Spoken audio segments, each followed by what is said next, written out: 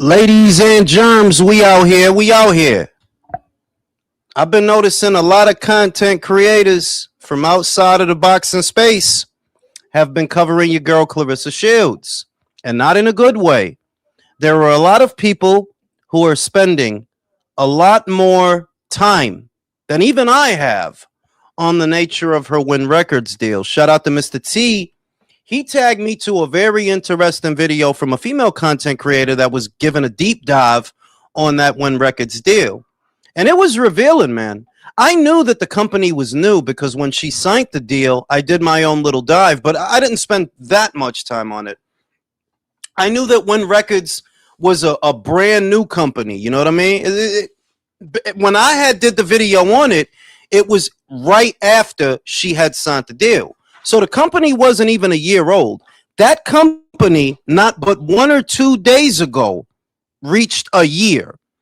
So I'm thinking to myself, well, how does a company with no major acquisitions outside of Claressa, no major acquisitions, no well-known artists under their banner, how are they supposed to kick out $8 million over the course of 2 years to a boxer who just so happens to be the only boxer that they promote?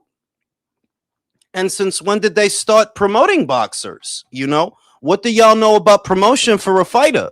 I already thought that was weird. They're like, y'all don't be promoting boxers. What other boxers do y'all have? A year out from the inception of that company, they still don't have any other major acquisitions aside from Claressa. So it almost gives you the impression that what, did Papoose and his buddies come up with a dummy company to sign Claressa to so that they could siphon money from her? Because that's kind of how it looks, you know? That him and his buddies got up and said, yo, let's start a label, and then we sign Claressa. Like it's kitchen and a motherfucker. Like, it's this shit kitchen as hell, bro.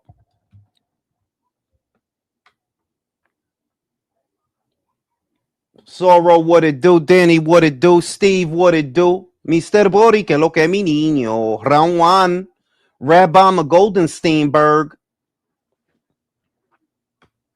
But yeah, you know, that there's already a lot that's suspicious about this deal.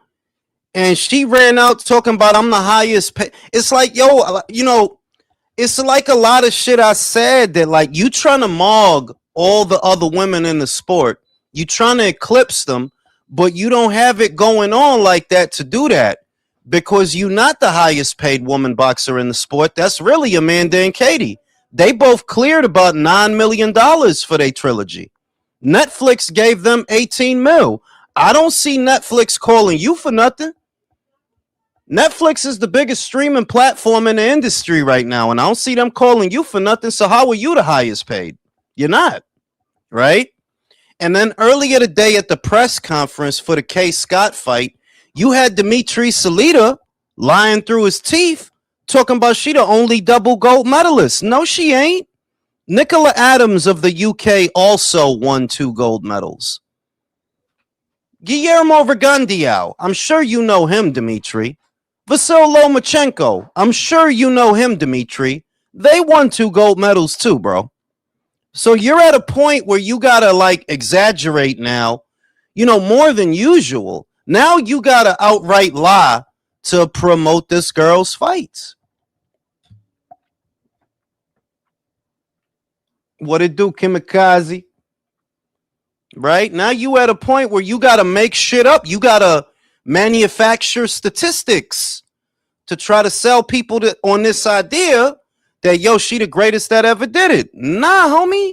And that shit not going to work. Least of all in the internet era where the information that you want is only a click away. All you got to do is pick up your phone. That's all you got to do. Too many people turn this conversation into saying that, oh, she ain't no good. I ain't say that. I didn't say that. I didn't say she not pound for pound. I didn't say she's not accomplished. I didn't say she's not having a good career. I'm saying you not the greatest woman of all times. That's what I'm saying. Nah, you bugging. You bugging. You don't have the footprint in this sport that you think you have. You don't. She gets up there, she starts talking about Amanda Serrano, and I'm like, yo, dog, I done been watching Amanda for the better portion of a decade. I never seen Amanda jump on a podium on a stage and start talking about Claressa to sell a fight. I never seen that.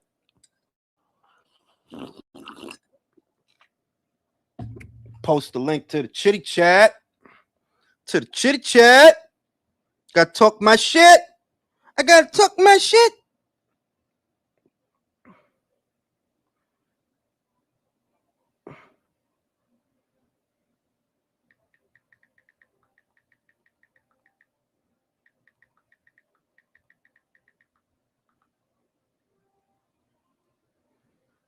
I'm trying to draw as much negative attention as I can.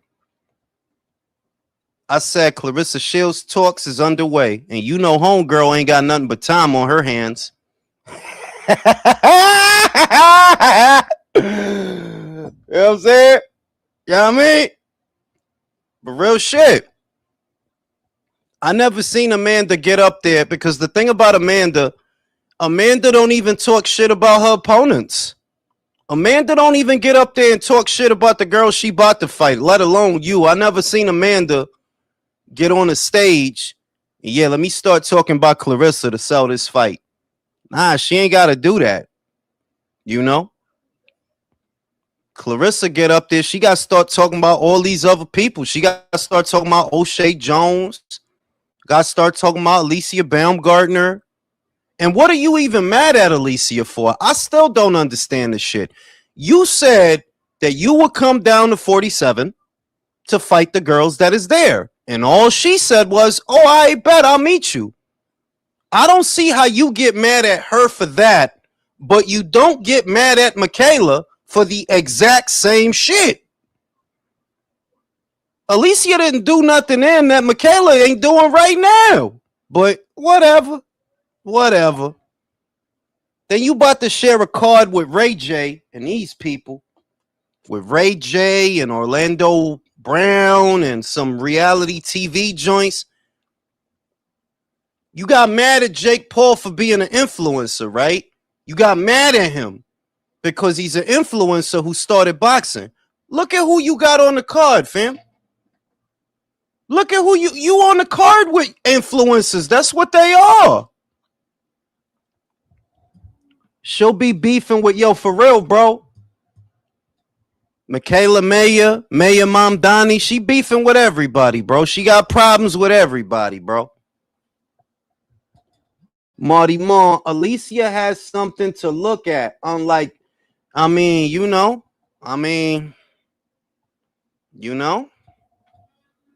I tried to like Claressa. I did. 2016, when she debuts as a professional, I've literally seen her whole professional boxing career. I've been watching her from the beginning. From Showtime to the pay-per-view with Marie-Eve Dicaire. I'm here. I was here for all of it. And that's how I know that, like, nah, you just, you know, hey, fuck it. Fuck it. What we gonna do? He's not likable, man. Fuck it. What we gonna do? Shields versus Duck. Yo, for real, that's what they gonna have to do. They gonna have to get Angel Reese. Cause she trying to be on that reality TV baddie time. You know, Zeus Network time. You know? How you mad at Jake Paul for being an influencer that came to boxing, but you trying to rub elbows with Zeus Network people, bro? They trying to do what he doing. They trying to get where he at. If your dumb ass had any common sense, you would have been trying to be cool with Jake. Because Jake would have got you on Netflix, dumbass. He would have got you on Netflix. You would have got a Netflix bag. But go ahead. I started disliking her when her brother sucker punched the dude. Yeah, when he sucker punched James Ali Bashir at the weigh-in for the Ivana Habazin fight. That's what you come from, ma? Punching old people in the back of the head? That's crazy. That dude is a senior citizen, bro. You could have killed that man. But We gonna say. We gonna say. And then for some reason, she acting like people, like I said, it's a lot of content creators from outside of the boxing space. They don't really cover boxing like that. These are very big channels, by the way. These are very, very big channels that do very good numbers. And they did a deep dive on her Win Records deal. That this is a company that was less than a year old when you signed to them. They don't have any major artists or any major acts. They don't have any other big name athletes besides you. And the whole shit looks suspect. And these is the people that supposedly is going to give you $8 million over the course of 2 years and 4 fights. Yeah, we'll see about that hot shit. What it do, Mr. Calderon? Ellen Page versus Claressa Shields. Yo, for real, right? Ellen Page, yo, on the testosterone. Shit is crazy, bro. But they got a lot more time to dedicate to that conversation than I have, even more, because I don't spend that much. If you really pay attention, I don't spend too much time on Claressa. I got other shit I'd rather talk about, like Nicholson versus Yoshida, Mayer versus Cameron, right? Thorslin versus Johnson. There's actual good fucking fights on the calendar to talk about, right? Manda is already in camp. She about to have another one to surpass Christy Martin's record because she matched it. Now she want to surpass it, right? It's all type of good shit that's going on. When you talk about a lot of Claressa shit, a lot of that shit is negative. It's negative energies and shit. All in the shit. It's negative energies in the shit, in the oatmeal. You about to fight Kay Scotch. God bless her, right? But Kay is 42 years old, ma. Everybody know what's about to happen. You're not creating intrigue with that. I like to give a grace in the sense that, look, you can't help that your divisions are empty. You can't help that. That's not your fault. It isn't. That's just being objective. But when you run around trying to stunt on everybody for dominating empty weight classes, well, that's where it turns into crazy work. It's much harder to win a belt at 122, 118, 126. Yeah, it's way harder to win a belt in them divisions because there's girls all in there. There's plenty of people to fight. It's harder to get a belt there. But you trying to stunt on everybody because you basically in a ghost town. Like, yeah, I'm the king. Yeah, you probably are in this empty ass weight class. Mason gonna box his sparring partner. Well, it's because they wouldn't let Joe Cordina in, bro. Joe Cordina is facing assault charges in the UK, so they wouldn't let him into the United States. That ain't Mason's fault. What's Mason supposed to do? I go on Tuesdays and Thursdays.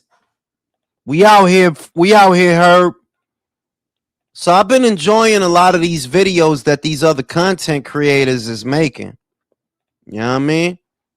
And they doing, like Claressa Shields on the algorithm will make you money. I could say that firsthand. But like I said, I don't really want to spend the time on Claressa that other people do. Like there's channels out there, you could comb through their whole catalog and it's really all Claressa Shields and Papoose videos. So they actually know more about the subject than I do. That shit not going to end well, y'all. That shit not going to end well. That is a 50-year-old man, bro. I ain't far off. I'm 43. And I can tell you, that shit not going to end well. I think the best thing she could do after the Kay Scotch fight is get knocked up, push out a couple of baby paps, cut a recording album while you prego, mixtape, make a Alicia Baumgartner diss record for the algorithm, because she want to be a rapper now. Rap ain't for everybody, man. Rap is not for everybody. Anybody could sit there with a pen and a pad and write down words that rhyme. Anybody could do that. That don't mean they need to be rapping. No, it does not. Herb, what it do? You out here, Herb. Make it now. Say it loud. I just made words that rhyme. Ow! What Yeah. the fuck? What the fuck is this girl? What is she doing with 2 belts and only got 8 fights? How'd that happen? It's because it's an empty weight class. See, when Claressa had the belts in that division, which was a couple of years ago, she moved up and dropped them. And that division is so empty. Like, that's literally what it is. That division is so empty, they just ended up giving them belts to whoever was there. That's literally it. And now her dumb ass back down and fighting for one of them. This is crazy. It's wild, homie. Like, what we supposed to say? You know, like I said, if you look at 2-6, for example, look at Sky Nicholson. You got manhandled by Tiaria Brown. It's a perfect example that, like, yeah, you don't get to have it all your way at the lower weights because there's too many girls coming through that might beat your ass. They might fuck you up. You see? It's a lot going on in them lower divisions. With the women, the talent is the lower you go. So I try to give Claressa grace that, well, it's not your fault that your divisions are empty and it's not a lot of really good girls. That's not your fault. But you trying to mog all the other girls, you trying to eclipse all the other girls because you in a motherfucking ghost town. Yeah, like, get out of here. Get the fuck out of here. You know? But it is what it is. Maybe we'll get Claressa on tonight. You know she got a lot of time, right? I'll put that link out there for a reason. Shit.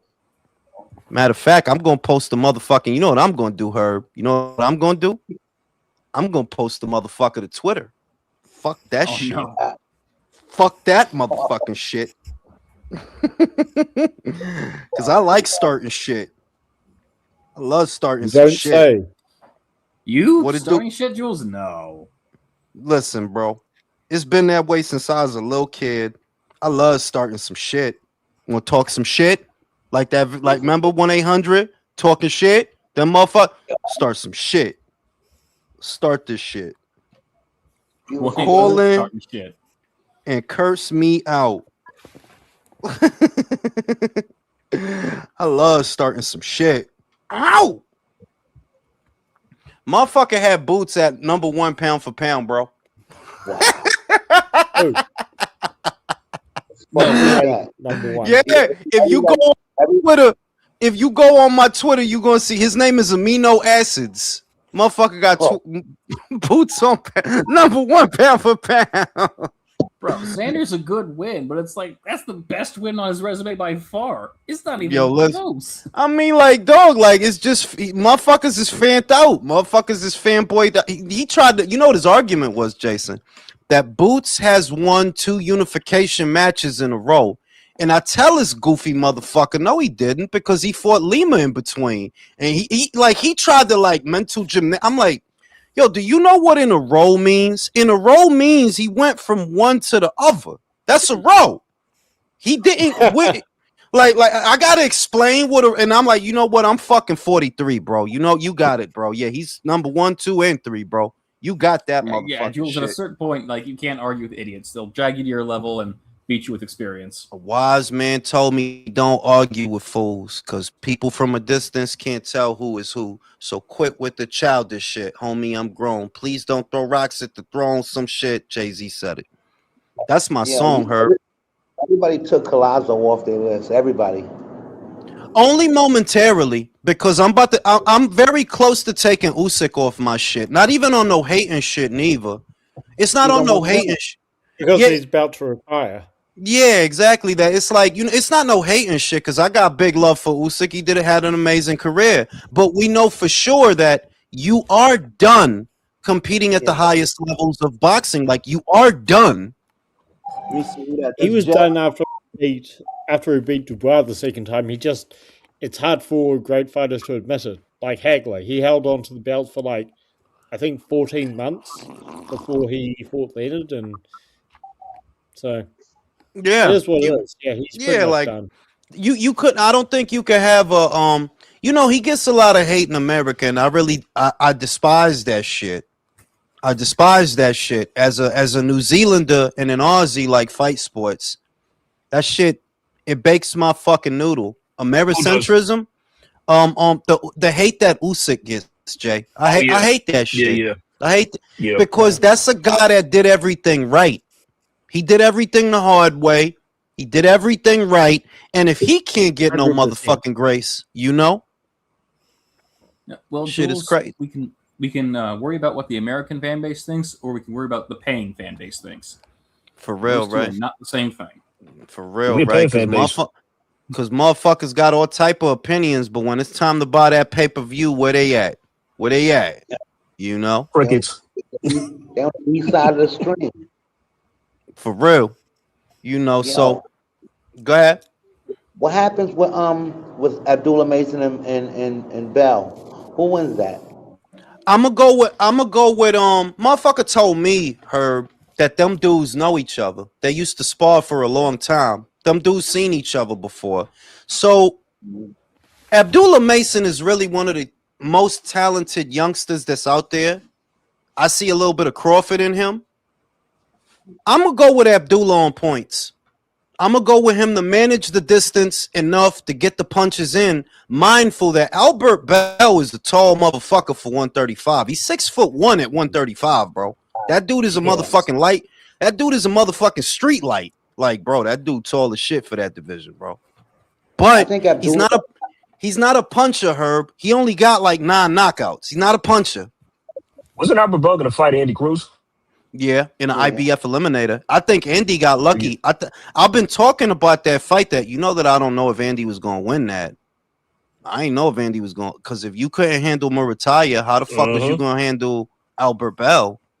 Remember, fucking Andy got 6 fights, one of which he lost. So I mean, wait a minute, like, that's all he has now. Just 6. Yeah, homie only got 6 fights. Oh wow, yeah, damn. I thought he had like maybe 2 more than that. That dude don't got enough. You know, like if you would have beat Raymond, then I could start to really trust you. I trusted you to beat Raymond, and you fucking lied to me. You fucking lied, bro. I mean, but despite that, he's still putting in a good effort. It's just that like Raymond's work rate is what really won him the fight. Listen, bro. Cuban fighters, man. I got. Shout out to my man Alexis that just joined us. One, motherfuckers know how I feel about Cuban fighters. That's the first motherfucking shit. Yeah.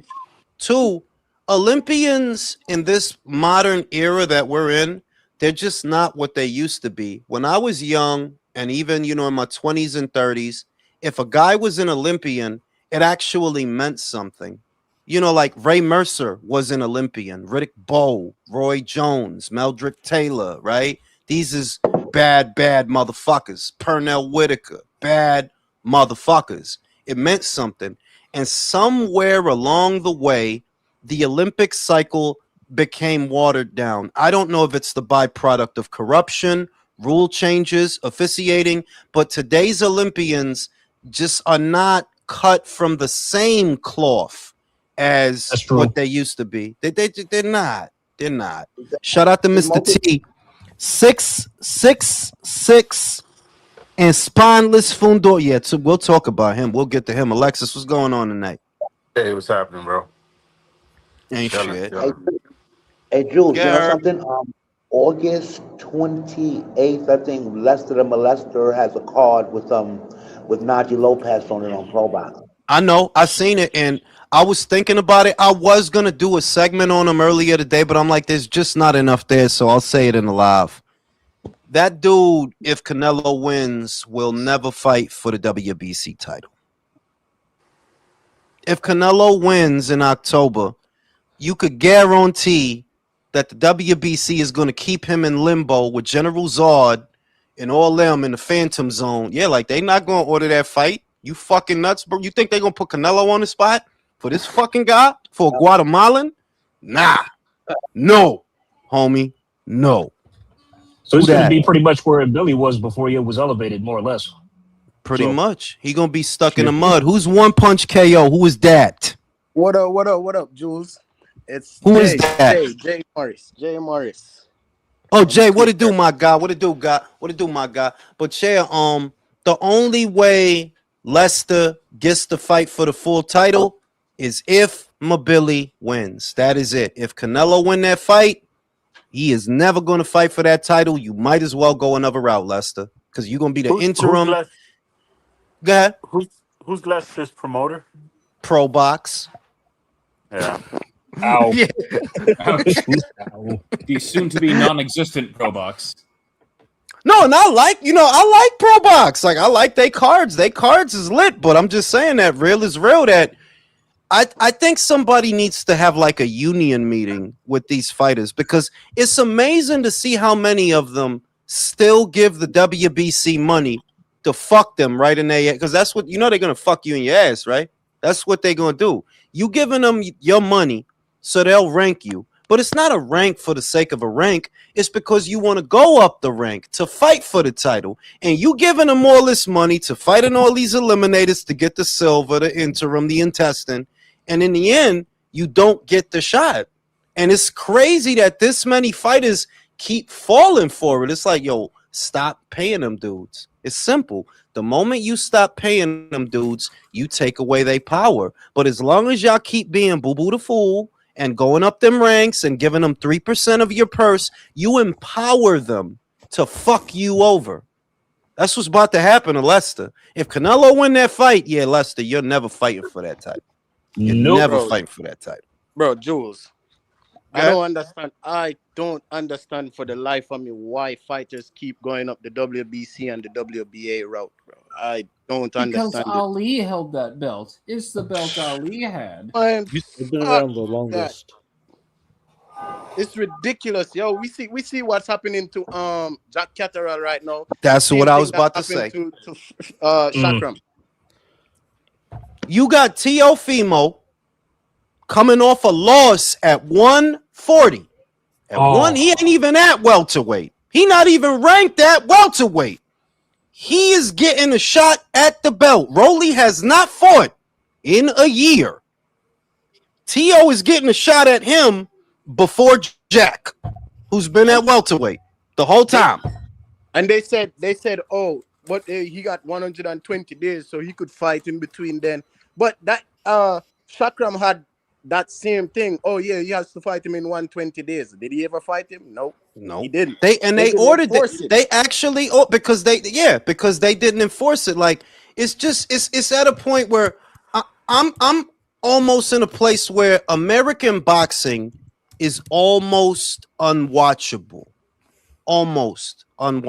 Like as it pertains to certain fighters and certain subjects, like the Javante Schofield shit, for example. Y'all should have been stripped this dumb motherfucker. What the fuck is y'all waiting for? What are y'all waiting for? Champion recess, though. Man, listen. I almost gave up on it, but fucking Boots-Xander just reeled me back in. Yeah. Bro. I agree. Oh that felt like a classic. That felt like a classic fight, Jay. Like that really felt like a throwback fight. I was looking at the highlights again, and I'm like, God damn, bro. That got to a point where like that just turned into like a back and forth slugfest, man. Like that was just. Go ahead, Alexis. Well, you know what? It's interesting. That was a great segue to the gentleman who just brought it in, because I really wanted to say this. Guess what they're talking about now? Well, the wards and this and that and that. What's the question out there? Guess. Did Xander quit? Exactly. No, like, how dare you, man? Come on, man. Like, how fucking dare you? And this is what I hate about boxing and the fans and the sports and the journalists and everybody fucking everybody. It's just so fucking ridiculous. It really, and that's why I say. That's why I say everybody's asking. Everybody's asked, "Oh, how can we revive the sport? Why is the sport dead? Because you're killing it. Yep. You pieces of shit." No. We'll talk. You could be talking like that gentleman there that said it reels me back in, and the excitement and the beauty and the pageantry and the bloodshed that was, and the courageous display that was showed. You could be talking about that, but instead you want to ask if the motherfucker quit when you know he did it. Exactly. Timothy Bradley, let me tell you something. Shout out, I love Tim. I love Tim. Tim is now a correspondent on Ring Magazine. They had him there today. He said some shit. A little bit of pee came out how much I was laughing. Because he castigated all of them for the same shit, for the same kind of shit you saying, Alexis. Motherfucker said, yes. Motherfucker said, when Shakur Stevenson go out there and he don't get hit, y'all call him boring. When Boots go out there and he do get hit, oh, he getting hit. Y'all motherfuckers never happy. You never happy. Y'all complain about everything. And the worst part is they'll say this shit like, oh, we're going to talk about Xander after he gave us a Fight of the Year candidate about him. You won't talk about Fedora ducking people. You won't talk about Virgil Ortiz not fighting anyone while talking shit. No. You'll talk about Xander Zayas, who's acting like a fighter just because he got knocked down 3 times, hit harder than anyone else has said. Before I pass it to Alexis, understand this, Ring Magazine panel. Y'all let him get away with this, and that's why I'm where Alexis is, because y'all let this motherfucker get away with this. Crawford beats Spence. Sebastian beats Zoo. Crawford becomes Sebastian's mandatory. Who does Sebastian want to fight? Spence.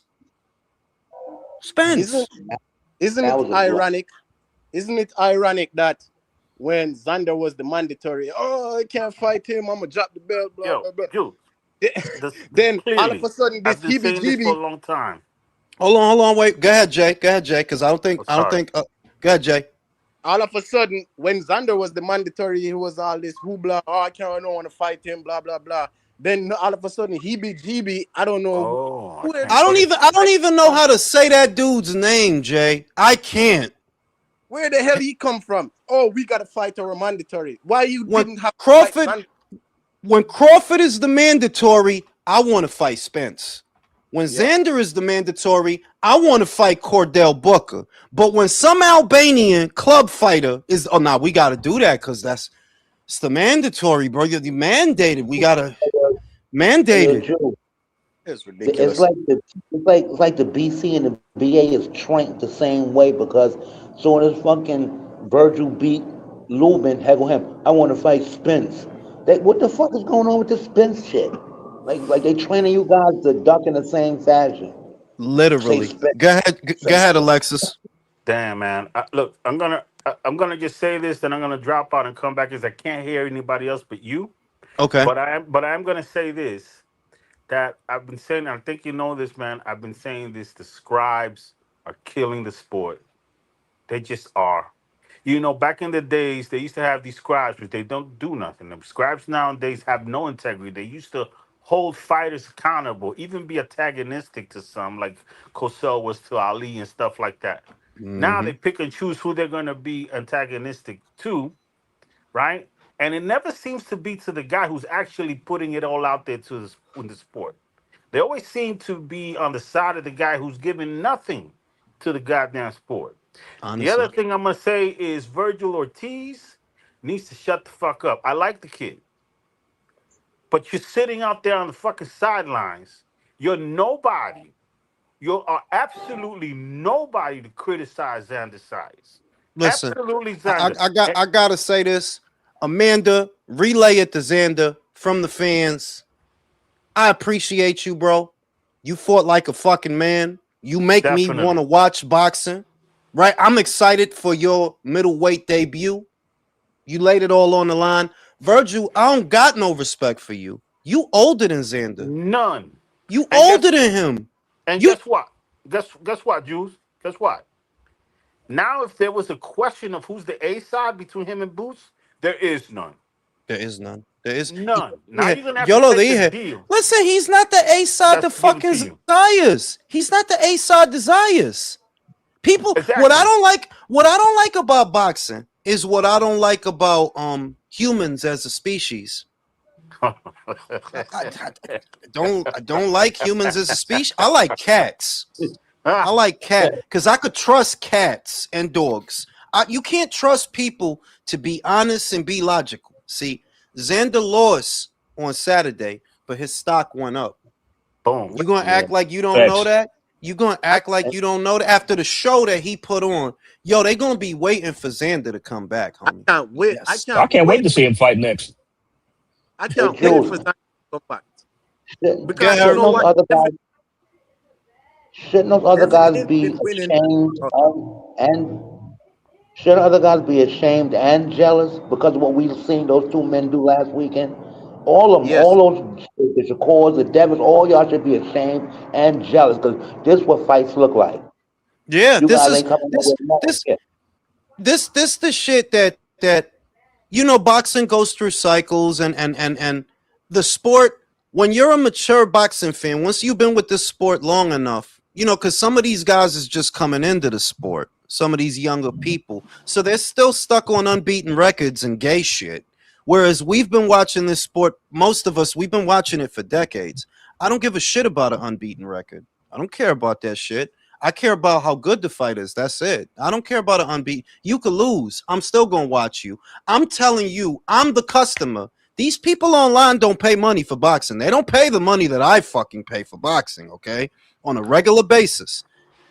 If you lose, don't worry, bro. I'm still going to watch you. Alexis is still going to watch you. Jay is still going to watch you. Herb is still going to watch you. So Xander needs to know, right? And this is where the stuff that Alexis is saying comes into it. You guys are castigating this kid for quote unquote quitting. So why should he stick his neck out on the line ever again if that's how y'all going to treat him? That's what I was gonna get at. For real. Because no, that's just discouraging the next young, hungry lion to be like, well, if I fucking go in there with the other guy that people want me to go in there with and I lose, they're just gonna say I quit, all right, I'm suck, I'm not good. You know what I'm saying? Instead of praising him that, yo, bro, Xander went in there, bro. You went in there with Boots. Everybody was saying you crazy, bro. You understand Well, how it was, crazy it's that a was? beautiful, to me, it was a beautiful fight because Boots Oh. got to live up to the hype. Boots got to live up to the hype, right? Mhm. I had so many reservations and so much skepticism about this fighter, and I still do. Mm-hmm. But he fought his fucking ass off, and I can't wait to see him fight again. Sign me up for the next Boots fight. Xander, I can't wait for you to go to middleweight. I know you're going to be a champion again. They choose to look at the negative because that's what, and I'm not, listen. I'm saying that about American boxing. In the UK, they're not stuck on unbeaten records, homie. They're not. Forget about the Asian boxing scene because they got the honor system over there. Americans lost their honor a long time ago. Like, y'all don't got no honor. Y'all don't got no honor. Honor is a 4-letter word to y'all. You don't got no honor. There's no code. Yo, y'all look, I don't even feel comfortable saying it, but what else can I say? When you had to fight Crawford, who'd you want to fight, Sebastian? Spence.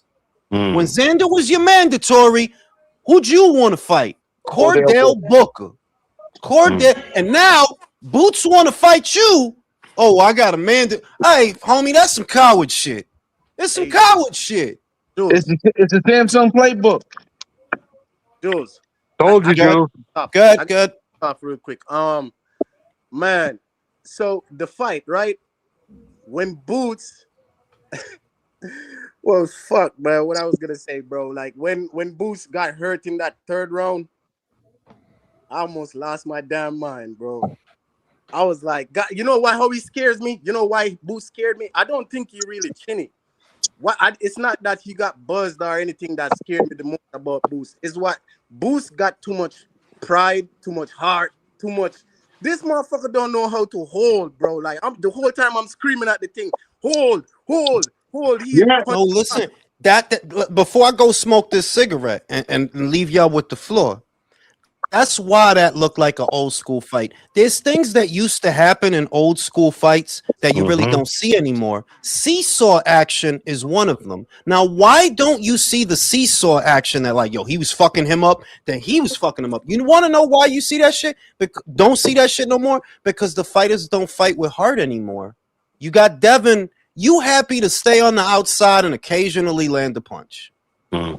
you happy to just there it is, bro. That's the fight. You see? Whereas that shit on Saturday, that was like an old school Bobby Chacon versus Frankie Lyman fucking fight. Yo, that was back and forth than a motherfucker. They can run it back. I want to see that shit again, man. It was fighting with heart. That's so when I see that it's Monday and it's Tuesday, and with the boxing scribes, and even worse that it's the boxers. Oh, Xander quit. Yo, are you fucking joking, bro? And that's all you got to say? Are you serious? Remember, Daniel Dubois takes a knee in the Joe Joyce fight. First thing Billy Joe start doing is talking fucking shit. And what happened to him? What happened to him? What he fought Canelo? What happened to him, y'all? Karma happened to him. Ain't that a bitch? The dude that got his face broken is calling somebody else a quitter? And did y'all remember what you'd have to kill me, Mike? I'm gonna die out there. I'm gonna die. Yeah, all right, homie. Canelo hit your ass one time with one uppercut, and you stayed on your stool, bro. Shut your ass up. I mean, bro, that's what I'm saying. Virgil might live to regret his words, bro. That shit might come back to haunt his ass. No, Virgil won't come back to haunt him. He ain't gonna fight anybody. Hey, listen, everybody. Wait. Go ahead, Alexis. They'll see each other again at 160. And it'll be epic at 160. They'll do it again at 160. I would say that fight will happen again in the next 2.5 years. 2 to 3. And I would like to see the only thing that I'll say about Xander, and it's not a critique, it's just something I think. I would love to see him go to Joel Diaz. Go to Joel or go to Ishmael Salas, el profesor. Because those guys, I don't know the guy. I don't know that guy. Why Joel? Joel has a lot of experience. Like, remember, bro, Joel used to train Timothy Bradley over 10 years ago, bro. That dude has hella experience with high-level boxers. I would say go to Joel or go to Ishmael. Xander, you're sort of a boxer's boxer. You want to box. You don't just want you want to box. Lean into that because that's what you're good at. Lean into that. You tried to brawl on Saturday. God bless you, but you tried to brawl on Saturday. Staying in the pocket that much, that was a mistake. Big time. You need to box, right? You're good at that, right? Lean into that. Boots, I like watching you fight because you're not perfect, but if you're gonna be as offensive and aggressive as you are, you got to tighten the fuck up. And you don't have to. You don't got to listen to shit I say. Do what you want. But I'm just saying you seem to excel in the offensive department. So if you're going to be that offensive, tighten the fuck up. That's all. And it's not even these are not big adjustments that I'm talking about either. It's a matter of centimeters, inches to just protect yourself a little bit. One less punch. One or two less punches. So who wins? Virgil Ortiz or Ennis? Oh, Ennis. Boots. I mean, let me champ the shit. Before Saturday, I already thought that. That's like, look, it's not about disrespecting anybody, disrespecting fighters. That's a very simple style matchup. That's the simplest one to predict. Boxer puncher versus pressure fighter. The boxer puncher about 95% of the time wins. About 95% of the time. Why? Virgil, you only know one way to fight. Everybody knows what you're going to come in here and do. Everyone. You're going to walk into something hard. If you don't believe me, well, he already has. He got dropped 2 times by Sergey Boachuk, didn't he? He got dropped by Mean Machine, didn't he? People tend to forget the Mighty Mo Hooker fight. This was years ago. He fought Mighty Mo Hooker, former WBO champion at 140. Mo was putting paws on him. I remember that. Go back and watch it. Mo was putting the paws on him. It's not like the only way that fight is because Mo broke his hand, right? That's the only way he.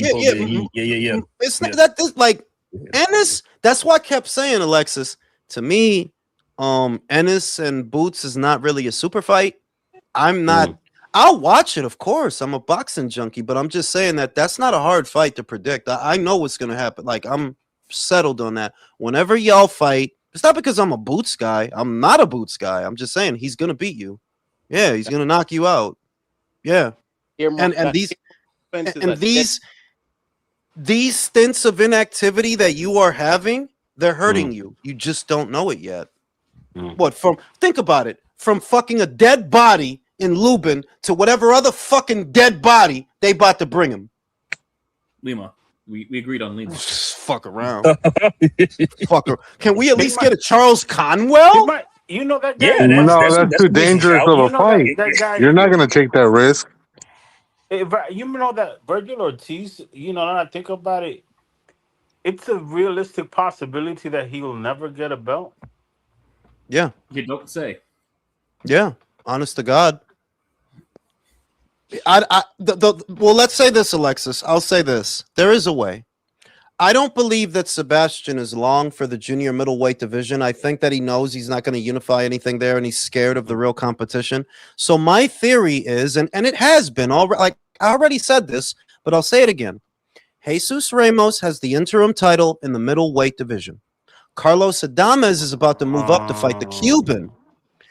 If when Carlos moves up to fight the Cuban, the IBF champion at 68, Sebastian next year can move up, fight Jesus Ramos. Meanwhile, Virgil gets elevated to full champion. He could get an email. He can get an email. He can get that. I'll throw up in the back of my mouth when that happens. Like, oh, you piece of shit. Oh man, wow. He can get an email. I could see that. I could totally see that because Sebastian has known this whole time. I'm not fighting Boots. I'm not fighting. He knows that. Like, I'm not fighting none of these people. He knows that. So he'll go up and fight Jesus Ramos or Lara. Lara's like what, 45? WBA title. 50. Oh, Lara will knock Fundora the fuck out. What are we talking about? I think Lara. I think what's his name? Zayas will get Lara. And I'll tell you why. Because they'll have money for Lara. And it's a winnable fight for him. Yeah, but also Xander may end up fighting for the vacant WBO because Janibek, even though Janibek is still WBO champion right now, 2-3 days ago, he tweeted about fighting Canelo. Canelo doesn't fight at 160, bro. Oh, 168. Okay. So if he goes up, he drops his WBO. We back the World Bob organization. Is the answer. The world, and I could see Xander fighting for the BO up there. Xander is going to be fine, by the way. The moment he enters into the middleweight division, he'll feel better at the weight. He'll easily become the biggest name at the weight, at least momentarily, till the rest of those guys start to move up. And I anticipate that in the coming year, the fight at middleweight, what's going to be the super fight, is Zayas versus Fundora, because after he fights this fucking Albanian, él no se va a quedar at 150 for what? What are you doing why are you even fighting this Albanian? What is this for? What Albanian? He's fighting dog. The mandatory. That guy fucking. I saw him. Espera. Que eso es Samson saying it's a mandatory. Nobody ordered you to fight that fucking dude, bro. That's Samson saying that's a man. Nobody told you to fight that dude. I thought the mandatory was supposed to be Virgil. No. They're gonna do some bullshit where they're gonna. I could have sworn that was the mandatory. Yeah, that was the mandatory. Brother, you're right. They're gonna ask the WBC to elevate this random dude to the mandatory position, and they're gonna say yes. The WBC are a bunch of cucks, and they're gonna do it. And the reason they're gonna do it, yo dije esto. I said this close to 2 years ago when I saw they didn't fight at the end of 2024. I said that I believe that Golden Boy and Samson made an agreement to not do that fight. Because Samson doesn't have a lot, Alexis, and Golden Boy doesn't have a lot. You just don't have the bodies to spare to put your flagship fighters in the ring with each other. Commercially, yeah, we are hardcores. We'll watch two fucking pigeons fight each other, right? But commercially, there's not enough money for Samson and Oscar to want to do it. It's not. It's not that big a fight. It isn't. It's a great fight. It'll be great for the division, but commercially, no. Virgil and Sebastian are not big draws. The money is not there to where you would want to risk it. And I think they made an agreement a long time ago to not do that fight. Hey, Jules, is the guy Ermac Machu Picchu? Yeah, Machu Picchu. Yeah, is that the guy? Ermac Hydrogen Bomb. Hydrogen Bomb is the guy. That's the guy. Where did this guy come from? I never heard of it. Where did this guy come from? The Albanian German. Where did this dude come from? I never heard of this guy. He's an Albanian German. What the fuck? I never. What? They just I saw his fight. No, he's based out of Germany. I saw his fight against the last dude he fought a French dude that used to be on Golden Boy, Bakary Samake. And that shit was like, it looked like it was in a high school gym in Germany. And I thought Samake won the fight, but they gave it to this fucking guy because it was in his hometown. Bro, they fought on the floor of a local McDonald's in Versailles. First up, I don't believe you saw this dude fight, man. One of them got a Happy Meal. That shit. Right. One of them got them low apple pies, Jay. Them 2 low apple pies they give you and shit. Like the winner got a Royale with cheese. right? Royale with cheese. And the thing is that where this hurts boxing, you know, like one, you have to tip your hat off to Eddie Hearn because he's doing a fantastic job with Boots. He's doing a fantastic job with that fighter. Like now he is in a position to do big things. Like, it's okay, Sebastian. I never thought you were going to fight Boots. I always thought it was going to be Josh Kelly. You could go back at the videos are up. I always thought it was going to be Josh Kelly in the fall. And the thing I like about Josh, look, I don't like the way you fight. You're a pure boxer. I hate that fucking style. I hate it. But I know you're not a bitch because when nobody wanted to fight that inbred Russian, you fought that inbred Russian. Nobody wanted to do nothing with that dude. They didn't want to park next to that dude. They didn't want to talk to that dude. Nobody wanted to do nothing with that dude. This dude who got his ass kicked by David Avanesian said, fuck it. We got to roll the dice, bro. Fuck it. Let's go. Let's and he knocked him down. So he'll fight David Boots. Did beat his ass, man. I remember that. David fucked him up. He'll fight Boots. But y'all better get ready because that's going to be a pay-per-view. Yes, that's going to be a pay-per-view. To get them in the ring, it's going to be a pay-per-view. It absolutely I don't want is. to buy it, but I will. And let me repeat. Fuck the zone.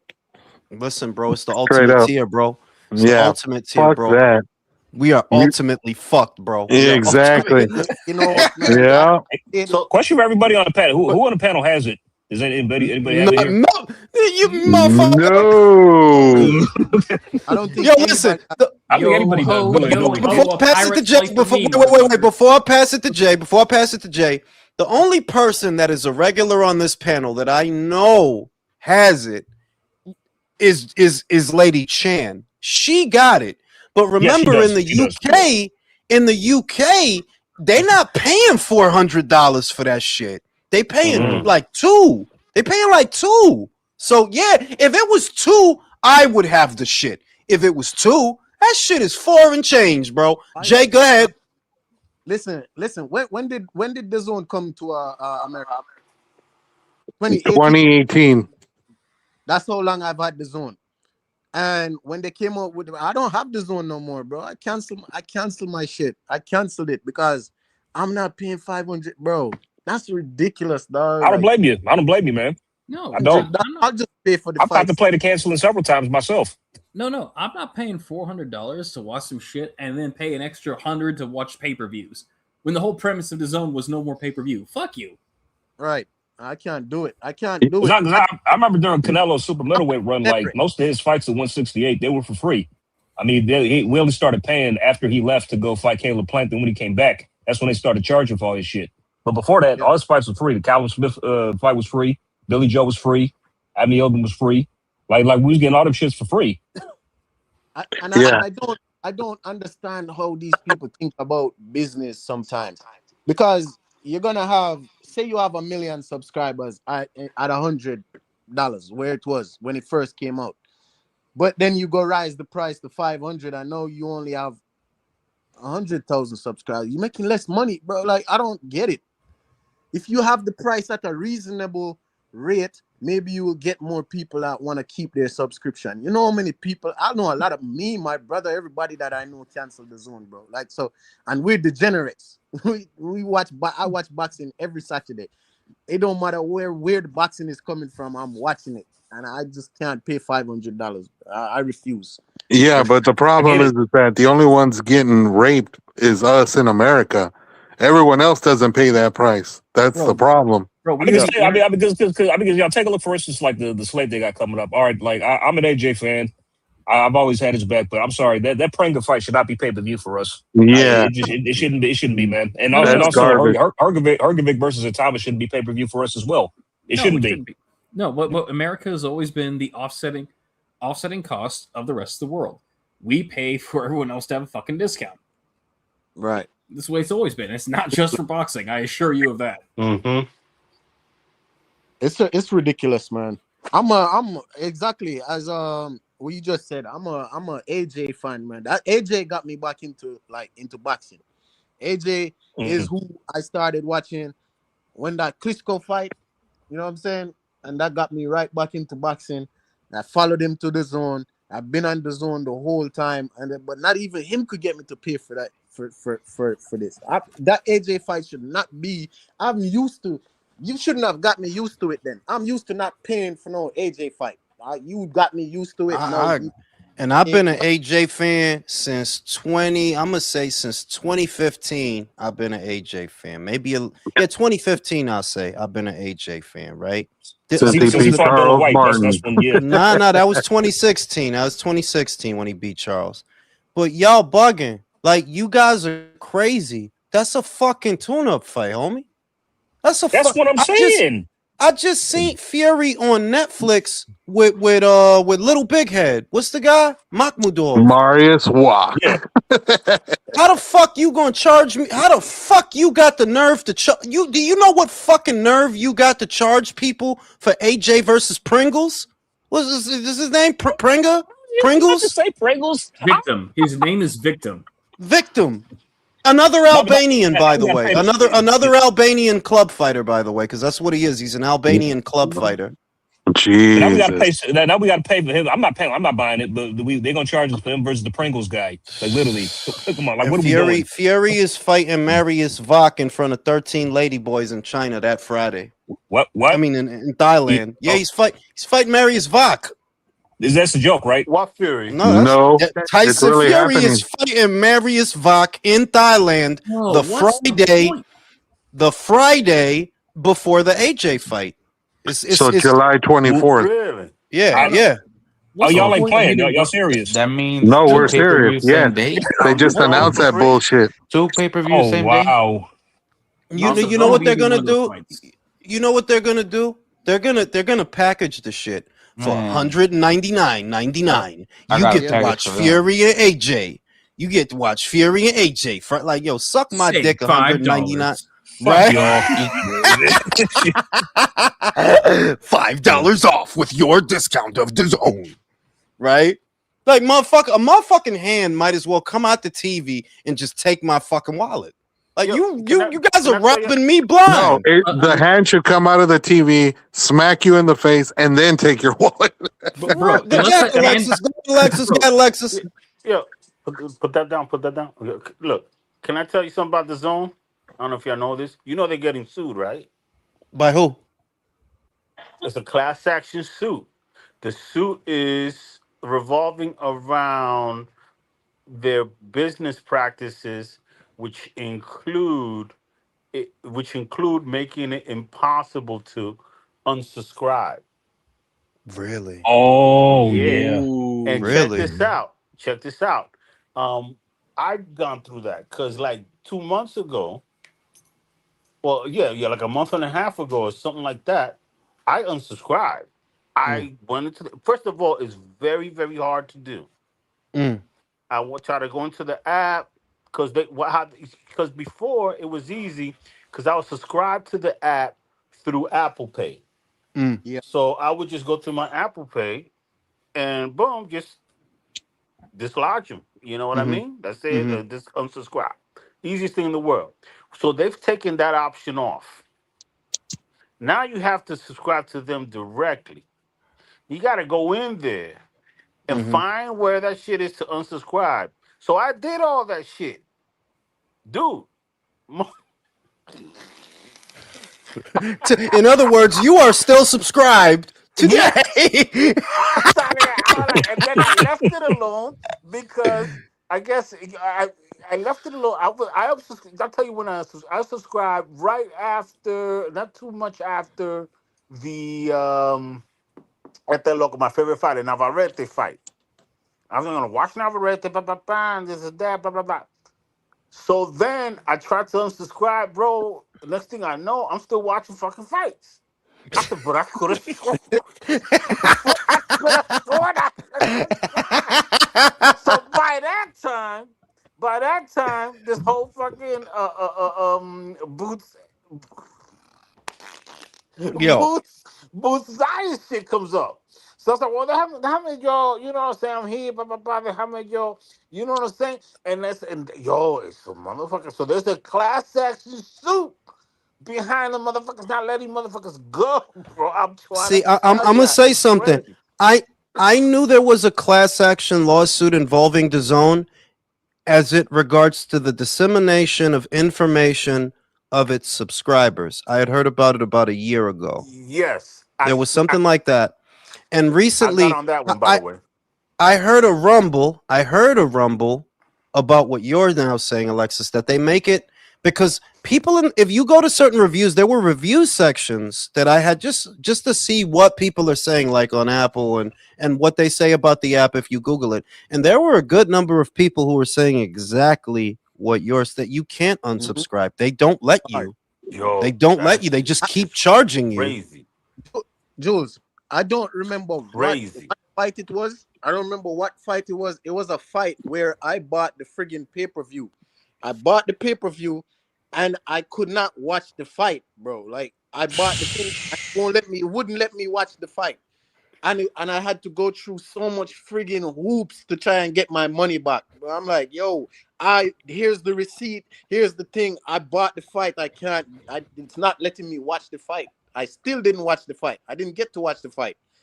I remember that, and I think that's one of the times, the first time I canceled the subscription. That's when the first time I canceled. I resubscribed because they had a Black Friday deal where it was like $10 a month. Mm-hmm. So I resubscribed with that deal, and then once that thing went away, I'm like unsubscribed again. DAZN compounded on their own problem because who is that? DAZN compounded on their own problem because you spoiled these fighters. All these pay-per-views that we see are a direct byproduct of the people in boxing not wanting to put their foot down. No, Devin, no, we're not paying you that. And if you don't like it, don't fight. Yeah, that's all that needs to change. That is literally all that needs to. Yeah, if you don't like it, don't fight. The real reason the price for everything going up is because the operational costs of doing a show have skyrocketed. All these guys want retirement money to do anything, and you've been enabling them because when you entered the marketplace, you, like Al Heyman with his PBC, you started off overpaying people. That's what you started off doing. They got used to it. Now they won't do any fucking thing unless you overpay them. So you created this environment. But Jules, if I don't overpay Devin Haney, then how will I keep him from fighting for someone else and boring the shit out of people? I know. I mean, what are we gonna do? You know, without our Devin Haney fights, bro. So yeah, guys. So fucking essential to my fucking existence. When the fights that have the fights that have my attention are not even, like I don't really give a shit about Tio and Rolly, and I said that yesterday. Don't care. I don't care about anything involving Ryan. Like I don't really give a shit. I don't care about Devin. Or, I don't care about any of these guys. The fights that have my attention: Lindolfo Delgado versus Artur Biarzlanov. Lindolfo, bro. I know that's gonna be a fucking. I know you guys are going to the hospital that fucking night between you and him. It's Lindolfo, bro. You know what I'm saying? Those are the fights I care about. When's that on? That is they just the IBF just ordered it because it's for the vacant IBF title. They haven't they are gonna fight, but it's not finalized yet. But they are gonna fight. Yeah, it's for the IBF title. And those are the fights that I care about. This fight that Zuffa just did. That Zuffa just did with Ryan Rozicki and Chris Billum-Smith. That's what I'm talking about. That's what I'm talking about. Right. That's old school boxing shit. Like, it's two guys. There may or may not be a belt, but they're both going to the hospital after the fucking fight. Right. Great fight. Right versus De Los Santos. You know somebody going to the hospital because somebody did the last time. You know what I'm saying? Fucking Edwin. Right. And that's where Zuffa, and I've maintained that's where Zuffa has a leg up on DAZN. That is where that a Paramount Plus subscription ain't but what, $12.99? You get all these movies, all this content, and boxing. It's and UFC. It's $8.99 with ads. Oh, you got the promotion. You got the promotional shit undefeated because I've been with them. I've been with them for years. I already had Paramount. Like, I've been with Paramount for years. Go ahead, Alex. Go ahead, Alex. I'm glad you brought up the Paramount thing, bro. What they did to Top Rank was fucked up, bro. You know what the story behind that is, right? Yeah, the UFC, the people, and Alexis, I don't understand why he did it. If he was just gonna leave, I don't like. Why did you fuck up the Top Rank deal for ESPN? Why did you fuck up the ESPN deal for Top Rank if you knew you were gonna follow the UFC as they made their exit? Why did you do that? Because a lot of people don't know that story, but that's what happened. That's a part of what happened. But you could see it in the broadcast.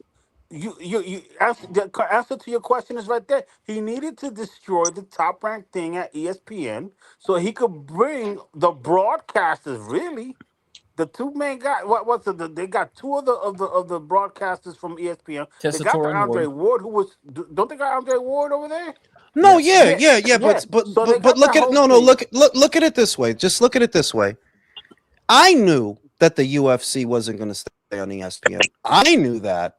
And the people at ESPN and the people at UFC knew that. They knew that either we're going to go to Netflix or we're going to go here, we're going to go there. But they knew they weren't going to stay on ESPN. So the question that I had, because I already knew that story, that two of these guys fucked up Top Rank's relationship with ESPN. And I'm just thinking, why would you have done that if you guys knew you were going to leave? You knew you weren't going to stay on ESPN. So why fuck them over?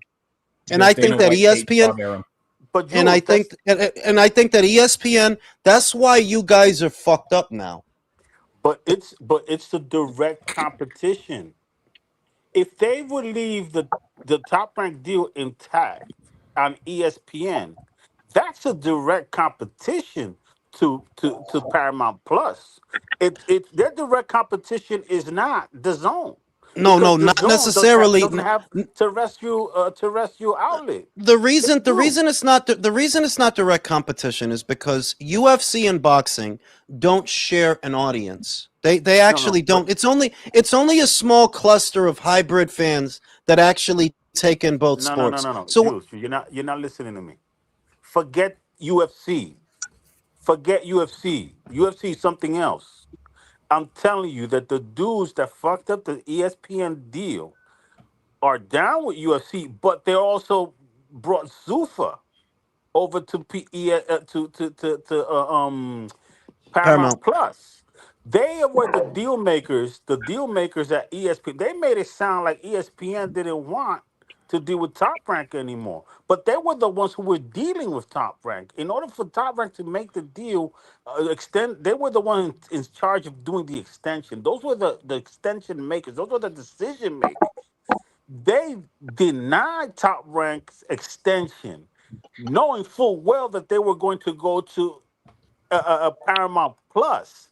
So it's not about UFC. You're right. It has nothing to do with it. But from the Zuffa side, that's direct competition because now you're putting ESPN. Your direct competition is not the zone at that point. It would be boxing on terrestrial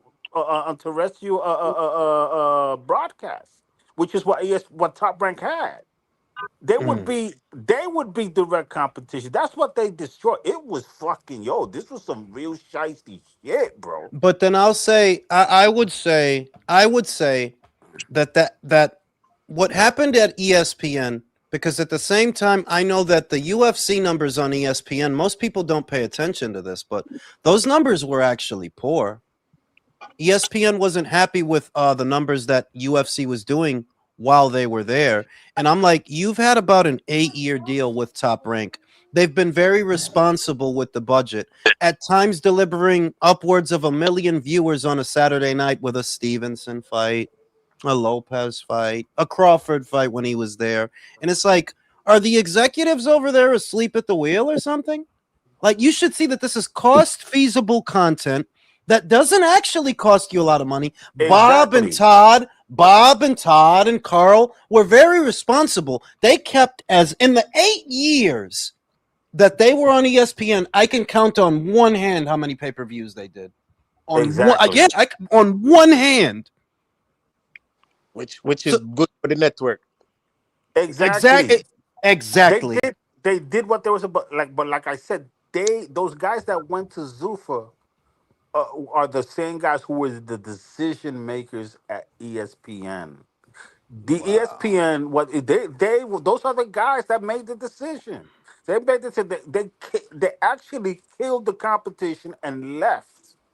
It was I'm trying to tell you, bro. That's what I'm trying to tell you. And so people that think that the Top Rank they weren't successful on ESPN and no, No, pero eso también, Alexis, esa conversación eso no es para gente estúpida. Exactly. They're trying to equate. They're trying to equate PBC on. And I've been saying it's not the same thing. It's not.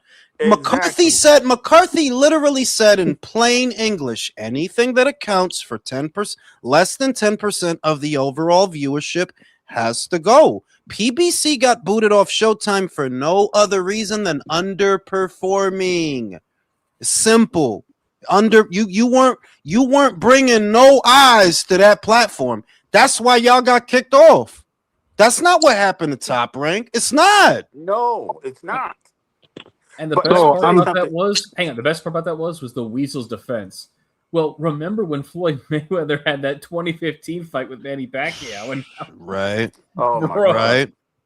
Bro, you Alexis, I'm curious, who are these executives that you say are at Zuffa that used to be at ESPN? The same guys that Jules is talking about. Yeah, it's two guys. It's two guys. And a shout out to my source, because he told me what you're talking about. He told me about that, I think, close to a year ago. That those two guys fucked Top Rank, and they fractured the relationship between Top Rank and ESPN. It was two guys that did it, and those two guys are now at Paramount. Those were the decision makers, and I'll tell you what. If we're talking about cost effectiveness, people, because I'll tell you this, not too many people understand this. When Top Rank got their deal 8 years ago, it was right on the heels of ESPN turning down the an extension for Major League Baseball, because at this time they realized that Major League Baseball, for as big as entity as it is, it's a regional sport. It's only national when the Dodgers play the Yankees on regular season or whatever, or stuff like that. De verdad, no te lo voy a decir. It's only really national depending on who. Eso es lo que yo iba a decir. It's only really national once the World Series comes around. The rest of the time, it's regional. So on your regular night, all they do is giving you regional numbers. So those numbers are compatible with what Top Rank was giving them for a third of what they would have paid Major League Baseball. You're talking about $100 million budget for all the shit that Top Rank did for them, compared to the $300 million budget a season, a let's season that would pay let's just Major condense League it. Baseball. What it is and I'm so tired of the childishness of this conversation, but this is what's at the heart of it. Al Heyman is an abject fucking failure, so they need to believe that Bob is an abject fucking failure. That's Exactly. literally what it is. Like, if you really just get down to, that's what it is. You're trying to equate apples to oranges because it's very obvious that no matter where PBC went, and they've been to a lot of places, they're an abject failure. Whether you're on how you they failed. I don't know who. TV, for God's sake. Shut the fuck up. I don't know who to talk to. Like, how do you fuck up the Fox deal? How? Crazy. How, bro? By putting Ortiz and Martin on pay-per-view. The Simpsons, Married with Children, American Idol. You're on the same network as all that. Well, let's put Porter and Spence on pay-per-view so we can make 2-3 million. Like, yo, dog. Put everything on pay-per-view and the net, so the network don't get no viewership, and that's how you fuck it up. Bro, they got kicked off of Spike TV. I'm Spike TV doesn't kick cocaine. off anybody. I'm like I'm not I'm not the brightest fucking bulb, right? Got a lot of blowjobs when I was young. A lot. On the New York donut. A lot of them were from the New York donut, actually, and a lot of them were fat. That's how I know they were, but that's how you know they were good. Yo, dog, you don't need a degree to know. Yo, dog, we put Spence and Porter, or Mikey Garcia and Spence, or Wilder and anybody. If we do this as a regular fight on a Saturday night on this fucking network, the viewership would be views.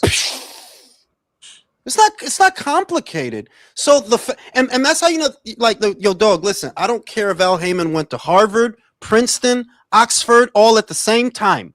Okay, I don't care if he did night school. The man is a moron. Yes, you're a moron. That's not hard. Like, Spence, listen, I got $3 million for you. That's what I got. You're fighting Sean on terrestrial. We're not doing pay-per-view.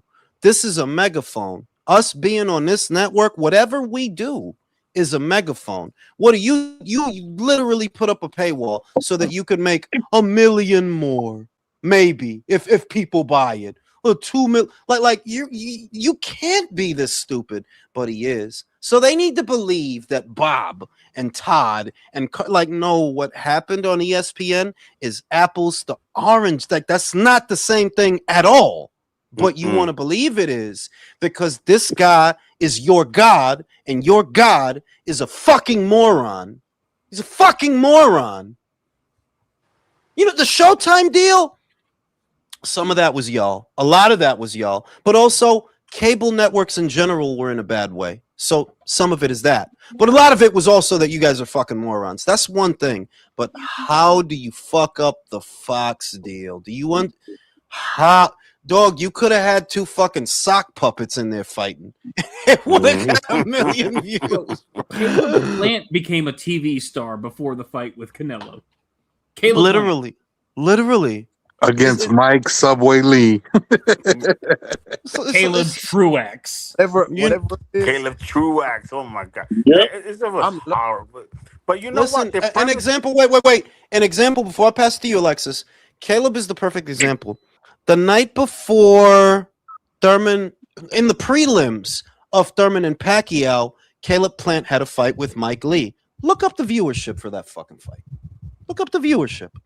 And that was for Caleb Plant versus Mike Ree, bro. Millions. So imagine if you do a Spence and Porter, a Wilder Ortiz, a Wilder Ruiz, any one of these guys who were buzzing at that time. If you don't put it on pay-per-view, use this to your advantage. You had the right tools, but you didn't know how to use them. And you don't know how to use them because you're a fucking moron. Simple. You'd still be on Fox now with all the stability that you don't have if you weren't a fucking moron. Or what it really is, you're greedy. That's if more than you being a moron, you're greedy. You're obsessed with this pay-per-view model because you thought that you could turn out 5 and 6 and 7 and 8 Floyd Mayweathers. That's what you were trying to do. You were trying to turn them all into Floyd. You wanted them all to. It doesn't work like that. You know why? The size of the audience is fixed. There are only so many wallets. There are only so many times per year that you can do a pay-per-view and sell it. There are only so. It's fixed. See, I would say that you could probably do, on average, and I'm talking about really sell, 4 to 5 pay-per-views in a year. You can only do about 4 to 5. Yeah, and sell. I'm talking about do real numbers. Yeah, only about 4 to 5, sometimes less than that. Because there's only so many times ordinary people are going to want to go in their wallet to pay the extra. Fights have to be built. Storylines have to be built. Exactly. Just because he wants this and I don't care what he wants and what he wants. That's not a reason to put this behind a paywall. The only reason to do it is when you know that we will pay. And if you don't know that, don't do it. You waste your time. Well, you know what? You know what happened with... Wait, one at a time. Jay, go ahead. Country, then country. Joe, let me tell you this. Like, in all of boxing, all promoters, it's really only 4 to 5 pay-per-views that's really actually pay-per-fucking views. And these guys want to like come with this ultimate tier telling me, I'm going to give you 12 pay-per-views when you're giving me fucking Joshua and Prenga as a pay-per-view. No. And you come, they're giving you Tommy Fury versus Eddie fucking Hall, a fucking power lifter. And that's as a pay-per-view. Go ahead, country. If they were really smart about it, they would have put their focus on developing fighters that people wanted to see. Plain and simple. If they would have focused on that, they would be in a much better position today instead of where they're at right now. You had Gary Antoine Russell. You had Gary Russell, Leo Santa Cruz, both in the featherweight division, right around the time you get this deal. You literally could have done that inexpensive because featherweights don't make much money. They generally don't make much. They don't cost much. So you could have literally given Leo 3. Take it on the chin. Take it on the chin. It's an investment. You give Leo 3. You give Gary 2. Get them in the ring. Do it on Fox. Right. I fucking promise you, you would have got 10 million views that night. Right. How do I know though? What's my point of reference? Errol Spence versus Chris Algieri got 6 million views. Well, that came on the heels of the Olympics, though. Pero todavía, if he could get that, that showed that it's possible. That's true. Yo, whose mic is who's in the wind tunnel? Yeah, country, fix that shit. That's your mic. It's my fan. I'm sorry.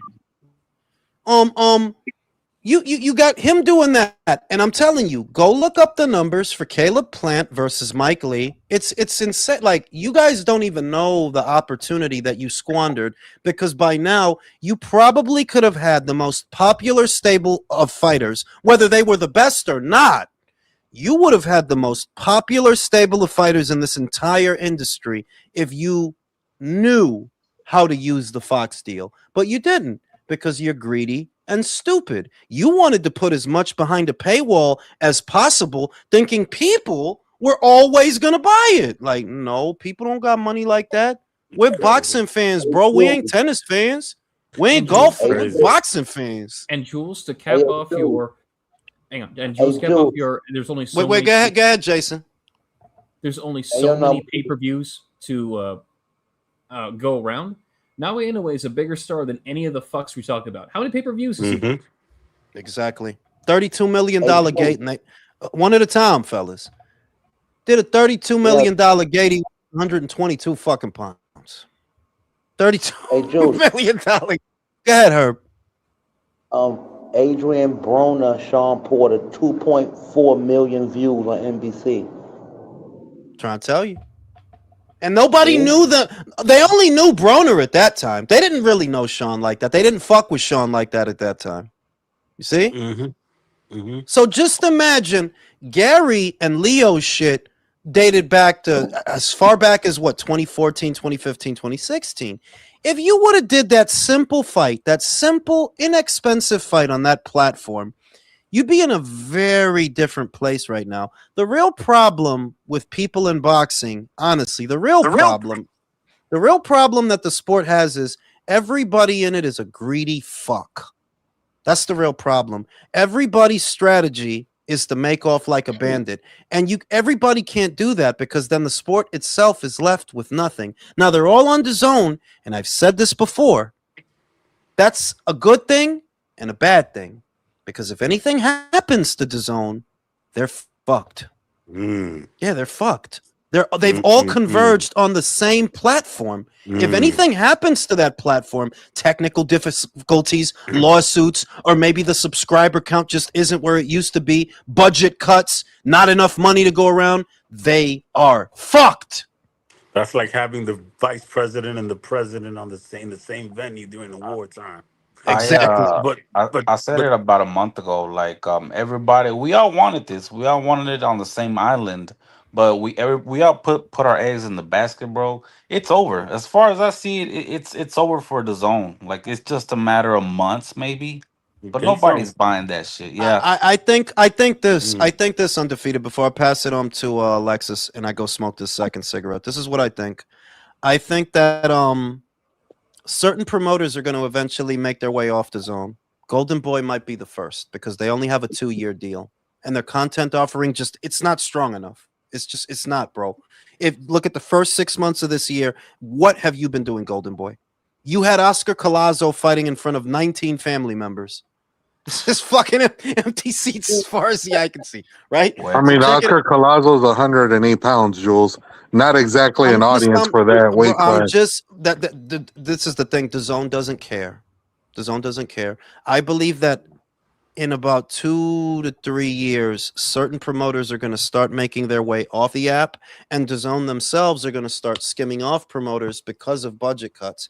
I don't think their subscriber count is where it needs to be, which is why they're doing this ultimate tier bullshit. They're trying to make up the difference to compensate for the operational costs. It's getting very expensive. And I anticipate Golden Boy may not stay there. Top Rank may not stay there. Eye of the Tiger, like they're not giving them much anyway. It's really just a distribution deal. Like Golden Boy, DAZN is not giving them a budget. They have their own thing going on over there in Canada. And what's going to happen is I believe DAZN will become a mostly European app, mostly, because that's a fertile environment over there. If you just thought about it in terms of Europe and the UK, they got a good thing going. You've got Frank, Eddie, and now you have Ben. That's the UK scene right there. That's the UK scene right there. If you watch boxing in the UK, you need DAZN. So they're straight. But in America, this es un fracaso. Like, yeah, it's fucked. It's fucked. Hey, Jules, before you go smoke your cigarette, look at and if you look at it this way, right? The TNT deal that they have is actually the perfect fucking thing. It's the right thing.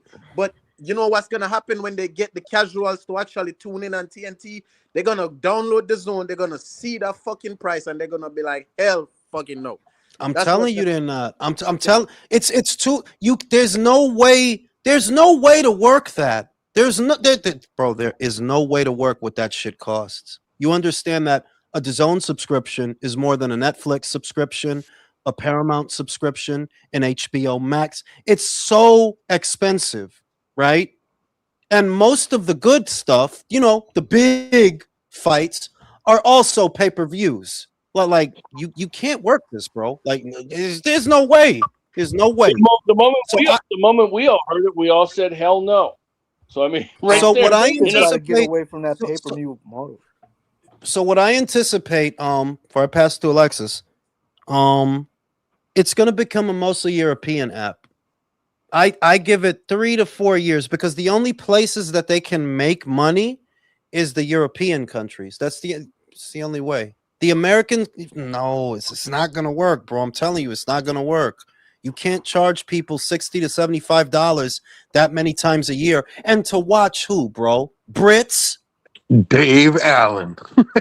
Fabio Wardley versus Daniel Dubois, $60 in the afternoon. Like, I like those guys. But No, this is not gonna work. Like, that's not pay-per-view in America. Are you crazy? Yeah, that's the part that they went Moses through with that Atamu one. versus fake boogeyman. You know, I just wanted to say with that thing with the PBC, when they first came out, yeah, I guess we can all agree it was a good thing. But for me, it was really when they tried to come up with the idea of bringing boxing to Saturday afternoons, like to take the place of, let's say, ABC's Wide Worlds of Sports and shit like that. That was a great. I remember the first time I saw a PBC was like on a Saturday afternoon, and it reminded me of like the 70s and 80s when boxing was in the middle of the afternoon on a Saturday. It was just a great idea. I think what they went wrong, especially in the thing with Floyd trying to turn everybody into a Floyd, is a microcosm. Is that there's an old adage, right, that says that, like, say if you like somebody, if you get a piece of cake, somebody bakes you a cake and you love that cake, and then they give you the recipe. You ask them for the recipe to make that cake, but then they give you the recipe and you start skimping on the ingredients. You don't follow the recipe. You just use this part and then add your own thing to that. You ain't gonna get the damn cake. And that's what happened with their idea of turning everybody into Floyd. They forgot that Floyd went through hell being built with Top Rank. All the ingredients that went into building that guy. He actually fought regularly, had 39 fights with them, and fought hard fights.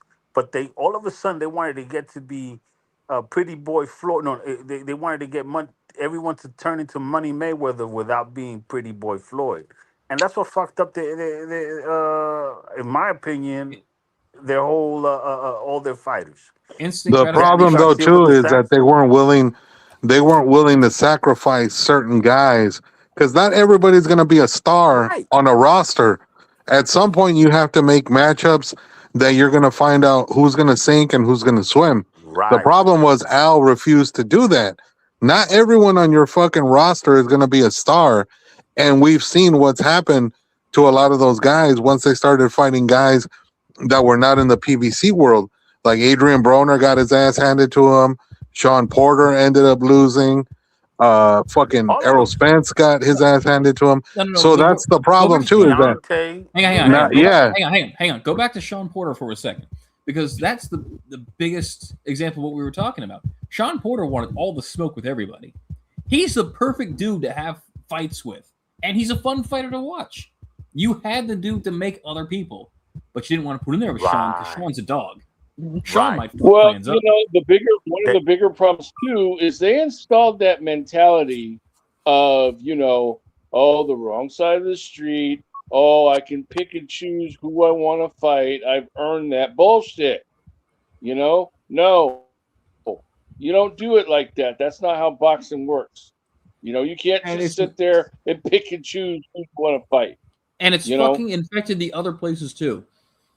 Shakur Stevenson, Devin Haney, Virgil Ortiz, who's done fucking nothing. I'm too good to fight you. I'm the A side of this. I'm the A side of that.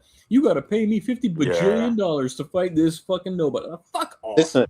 Listen. You know when I know PBC didn't know what the hell they were doing when they had Boots. You had Boots, bro.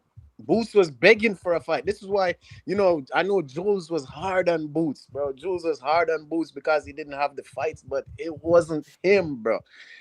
And he got himself up off the friggin' island because of that, because he wasn't getting the fights. They shelved Boots, bro. They didn't give him a fucking Thurman fight. He's asking for the fights. They wouldn't give it to him. I was like, bro, they have him fighting in Minnesota. Like, what the fuck? but They they didn't never take had Boots Boots back though. to but Philadelphia. hold on. You're adding something to that story that's not true. The fact of the matter is, they offered him a fight against Crawford, and him and his pop said, "Oh no, we're not going to do that fight." So his Yeah, own management fucking shot him in the foot. So you can't say that he was begging for certain fights, but yet there's proof yeah. that I'm certain talking. fights were offered and You he chose not to take them. You're mentioning Crawford. You're mentioning the one Crawford fight, which yes, he didn't take the fight. He didn't take the fight He was because he offered the over there. Ortiz He's fight over there originally on as the show. well. He's over there on Showtime. I know what Okay, his but father that's said. what I'm talking about, But though. big If you dude, really wanted to make the fight, then you make the fight. Look at Stephen Fulton. He didn't take no for an answer. He went to Japan and fought a new Exactly. way. The fact of the matter is, these dudes hide and behind the excuse of, "Oh, I was on Showtime. These motherfuckers were on DAZN." Nah, that's garbage. The fact of the matter is, a lot of these dudes talk a big game, but they were never interested in taking on certain That's guys. true. you're right. You're right about the Crawford thing. But I didn't say Crawford though, because I'm talking about people that was on his side of the street where they could have put him in there to build him. They didn't give him the Thurman fight. They But didn't give him the Spence fight. But I he just was said not what The happened with PBC. that Crawford thing is a because the Crawford thing is because his another own thing. promoter thought everybody on the fucking roster was a star, and they weren't. He No, no, refused no, to no. have his own guys fight each other. Listen, Boots was not PBC. Let's He get was that at straight. Showtime. No, He no, was no, no. not. What He I was mean not is Heyman, the and he was guys not that he just PBC. mentioned right now, Thurman, Spence, like he was not matching those dudes up because he was not willing to risk any of them getting beaten. That's the problem. Not everyone on your roster is going to be a star, plain and simple. And the fact of the matter is, Al Heyman and all of his cronies that were his so-called promoters, they refused to play the tough. They refused to make tough fights. Period. They No, no, didn't no, no. want. But They didn't what I'm want trying to tell Boots you guys to is get Yes, that beat. Boots was true. not That's with true. Heyman. He was not They, with Heyman. He was No, he never was. with He Heyman. wasn't with Heyman. That's why he never had access to any of Heyman's fighters. Exactly. He was never down with. He was in their what Atmosphere. stratosphere Yeah. atmosphere, but he was not a Heyman fighter, and he was not PBC. He fought on PBC cards. Now, Well, let I me mean say that. this. Let me say this, Alexis, that I think that you sort of you. I think they're morons at the PBC. Like I have to say, like these people are bumbling idiots of the highest order. So I don't even know that they would have managed his career properly if he were one of their fighters. But I'll just use Errol as an example. If Al Heyman were invested in Jaron Ennis, which he was not, he was never a Heyman fighter. Um, he would have got fed the guys that Spence got fed. He would have got the Danny Right. Garcia. He would have got the Keith Thurman. Well, he never got Keith Thurman, but you know what I'm getting at. There's a reason that he was on Showtime for that amount of time since 2019. That's when Cameron Duncan took him over there. He was there from 2019. Doesn't get an Ugas. Doesn't get a Danny Garcia. He didn't even get fucking Stanionis while he was. He didn't even get Jamal James while he was fucking over there. You see what I mean? That they made a conscious decision that they're not going to give him the PBC. He could box on their shows, but they're not going to give him no PBC guys because he was never really a PBC guy himself. So, you know. And that's kind of the But reason why a Jules, lot of like us, including me, didn't really think much of Boots because, like, do you actually hit like that, or are you just on that PBC / worst diet? But the reason one at a time, fellas. The reason that people consider him a PBC fighter is, well, where the fuck was he boxing if not on PBC shows? The only way you could see Boots in from 2019 till now is if you were watching PBC shows because that is where he was fighting. And they hoped. I think that Cameron probably drove a hard bargain, God bless the dead, that I'm not going to give you the contract on my fighter for nothing. I think that's a part of it. That this is remember Cameron didn't have a whole lot going on, before he died. He didn't have a whole heap of guys that he could just go ahead, you could have Boots, just give me a few mil or a few whatever. I think he drove a hard bargain. This is just me. This is not something I heard. It's just me thinking that why didn't Cameron funnel him over to Heyman? It's got to be because probably Cameron wanted something for Boots that Heyman wasn't willing to pay. So they just had this little funny arrangement with Showtime because he was a Showtime fighter. Because of Espinoza. He was an Espinoza fighter. Yeah. More so than anybody else. That's where Espinosa should have put his foot down, bro. There you go. Exactly. Because I said it the other day, Jay. Exactly. I said it that's where if you're Stefan Espinoza, you lay down. You're not my boss, Al. You're not my boss. I write my report to my higher ups. I report to them. I don't report to you. And I'm telling you, if you don't give this guy fights, your guys won't fight. Because what ended up coming out that I already knew. These guys don't have contracts with Showtime. It's a lie. Errol just said it.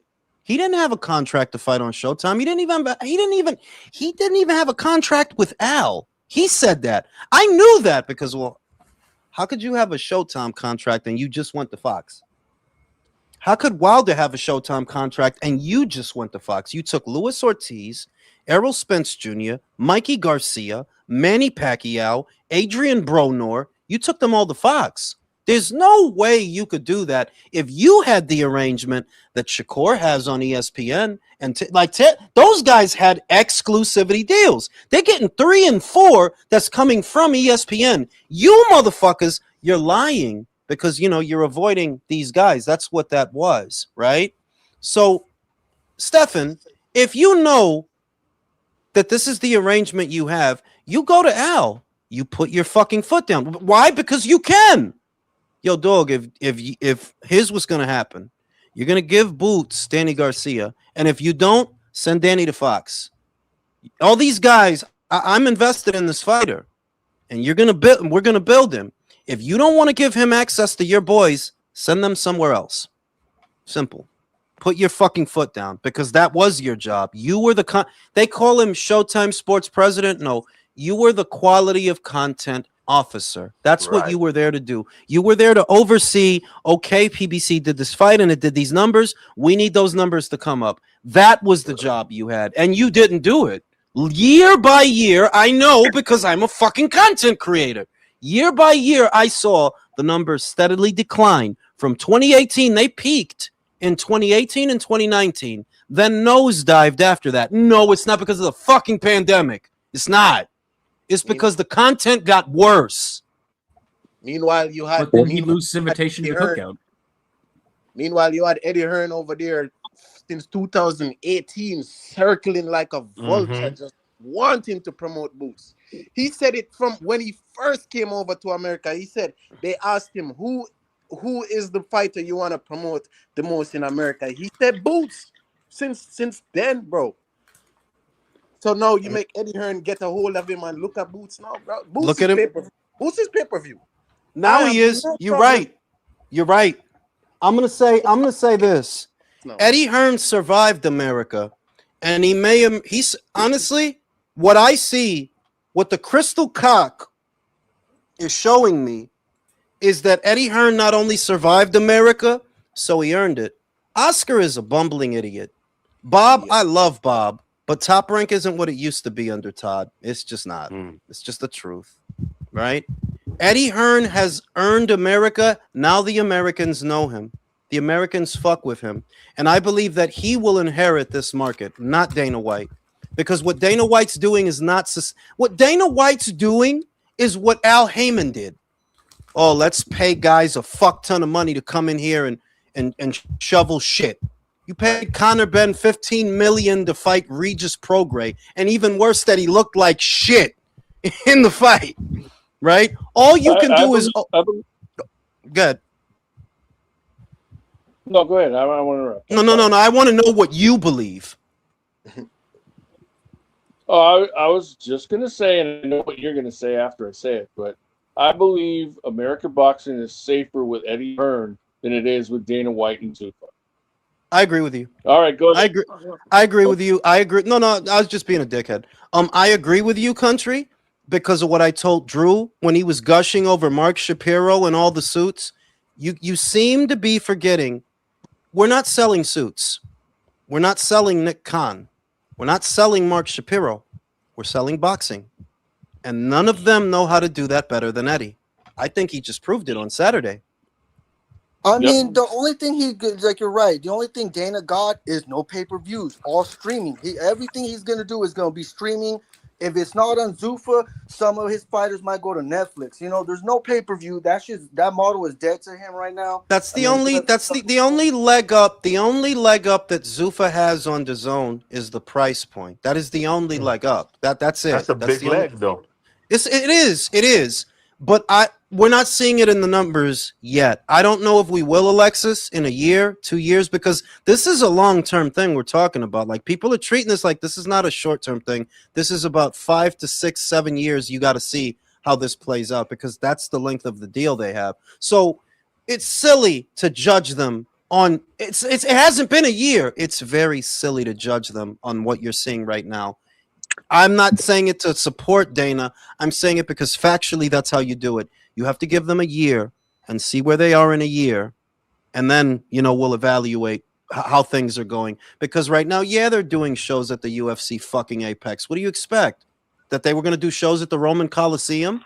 What, that they were going to be doing shows on the fucking moon? It's been 6 months. Right? Like, it's been 6 months. What do you expect? Jules, But I'll say this much. If somehow Zuffa, somewhere down the line, in maybe 2 or 3 years, if they can get their guys on CBS, that's going to be a major game changer. There's an X factor to boxing that remains unpredictable for everybody. Right now, nobody really gives a fuck about Zuffa Stable. At this moment, nobody gives a fuck about anybody that's over there. They don't give a fuck about Conor Benn. They don't give a fuck about none of those guys. Nope. Is it possible? Now, is it possible that something could happen where people start to watch that shit? Yes, because boxing is retarded like that. I only know that because I'm 43 years old. Boxing is retarded like that. Something happens, somebody said, and people start to care. And people start to watch that. It's weird, but yeah, boxing has an X factor that's like that, to where certain things just take on a synergy and people start to pay attention. It's possible, but at this moment, what I see, Eddie has earned America, and I believe that he will be the one who inherits America. That's what I see. Like, yeah, he's the one. He's the one. They're gonna go to him. The guys who are worth something, the guys who, they're gonna go to him, and he's proving it with Bam little by little. But the Boots acquisition, it panned out. It panned out. These fighters are seeing this. Remember that the fighters are seeing, like, look at what Eddie did for Boots when he was on Showtime. He couldn't get a fucking Danny Garcia fight. He goes, fucking Eddie, look at him. He's on pay-per-view. It's a fucking pay-per-view. Yeah, I mean, that's the thing I like. I always like Boots, and I was happy to see him go to the zone with Eddie, because I knew it was like, oh yeah, we're gonna see more of him. Over there with Showtime, we really didn't see much of him. Let me read the super chat. Shout out to SSS. If you buy the ultimate package and then buy every other pay-per-view this year alone, it'll cost you about 900 plus. Jules should put up how much the zone costs him by the end of the year, since he buys all the fights. I didn't buy Eddie Hall versus I didn't. I'll let you in on a little secret. Any pay-per-view that was shared with PBC, and there was more than one, I didn't have to pay for it because I got friends. I didn't steal it either, by the way, but I didn't have to pay for it. So that's Garcia Barrios that I didn't have to buy. That's Benavidez Zerto that I didn't have to buy. And any other pay-per-view that is involving PBC, I don't have to buy it. I don't have to steal it either. So that's money that I didn't spend. And it's been that way for a few years now. Eddie Hall versus Tommy Fury, I didn't buy that. So I see what you're saying, bro, that if you're someone who buys a lot of pay-per-views, you should buy the ultimate tier. If I were buying every pay-per-view, yeah, maybe, but I don't have to buy every pay-per-view. David Benavidez's next fight, in all likelihood, I won't have to pay for that either, and I won't have to steal it. Oh, wow. Yeah, so, nah, you can't justify that cost, even to me. You can't. 400 and change? Nah. There are not, somebody else said it, it wasn't even me. There aren't 12 pay-per-view worthy fights in the sport of boxing. There aren't. What? There aren't. That's true. And for Tommy And Fury, that's why you're getting Joshua versus a fucking tune-up. For the rest of the year, just I hope this is not a change of pace here, but for the rest of the year, what fight are you looking forward to? So to this point, we were looking for Boots Zayas. Rest of the year, if you can go to the panel, I don't know if you would like to do that. But okay, I'll name one, Alexis. I'll name one, and it's only one. It's literally only one. It's only one, and it's the only guy who deserves it. Canelo Mobili. That's the only one. All right. Who else? That's the only one. Who else? I want to see Joshua knock Tyson Fury out, man. Okay, next. I want to watch that, and it should be on Netflix. So is free. Yeah. Yeah, I mean, if that was a pay-per-view, I'd still buy AJ I would Freely. buy it. You know? I would still buy it. And Yeah, anybody, no, but let's stick to the. We know that it's on Netflix. We know that. So the question that Alexis is asking is: there a fight out there that you're willing to pay per view? Pay-per-view. Bam and Nue. okay. Okay, Bam but and that's Nue. next. Yeah, pero eso el año que viene, Ignacio. That's But not what I'm this saying year. is possible fights that can be made that Yes. could be a legitimate pay-per-view. Yeah, that's probably one that I would definitely say I would pay to see it on pay-per-view. Well, you know what? I'm sorry if I confuse anyone. From my end, I wasn't necessarily saying pay per view, but just a fight that you want to see the rest of the year. For me, Oh, I'll throw yeah, one out yeah. there then if that's the case. Navarrete Foster. Damn, Yeah, you I want started that. with me, you rat bastard. Yeah. No. Yeah. Listen. You piece of Wait, shit. that's Alexis. That's a different question. See, if you're just talking about, okay, are there fights on the calendar en route that I want to Right. see? Yes. Yes, I want to see Landolfo Delgado versus Artur. Artur, what's his face? I want to see that. I want to Okay. see Canelo Mobili. I want to Okay. see. I want to see Boots versus Josh Kelly. I want Yeah. to see. I want to see Xander's middleweight debut, whenever that is. I want to see his middleweight debut. I I want to don't see think the he's gonna come Dominican. back this year. Maybe not, but we'll see. It's still very early. There's still 6 months left in the calendar year. He could come back in December. I want to see the Dominican versus the Cuban at 168. I do want to see What's that that? because Carlos Adames versus Oslis Iglesias. Oslis Oh. is the worst CTE. Cuban fighter. Oslis is probably the least fundamentally sound fighter of Cuba that I've ever seen, but he's big as a fucking ox. Carlos is a better boxer than him. Carlos is a better, but he's going to be noticeably smaller. I want to Who's see that. Oakley's with? He's with Eye of the Tiger Management in Canada. Oh, that's right. That's the guy that you said. Yeah, I haven't seen that guy. You don't need to see that guy. That guy sucks. What do you think Oakley, about really? Lopez versus Yeah, he's overrated, Alexis. There's too many guys trying to talk at the same time. He's not good. He's just big. That's what it is. He's not Oh, okay. good. He's just big. He's just a really big fucking guy at one stick. The guy sucks. All right, like he's not. He doesn't suck as bad as Rolly, but he's not that far off. Like he's not that bad, but he's still not good. It's like that. Oh, fight I'm kind of looking forward to Lopez versus MJ Ball. Who was that? Najee Lopez. Come on, you waited too long to do it, Jason. It's not gonna work. It's not gonna work. No. Oh, wait a minute. You said MJ versus Nick Ball. Yeah, what are you talking about? Yeah. That's good. That's a good I one. wasn't trying to That's a set good you up, motherfucker. I'm more clever than that. Shout out to George. Could you live with for a year Floyd A? Oh, come on, bro. Don't put me through that shit. Like, bro, listen. I'll euthanize myself before I live with any of those three fucking assholes. SSS says even then it's crazy that I have to fork out almost $500 to watch one sport.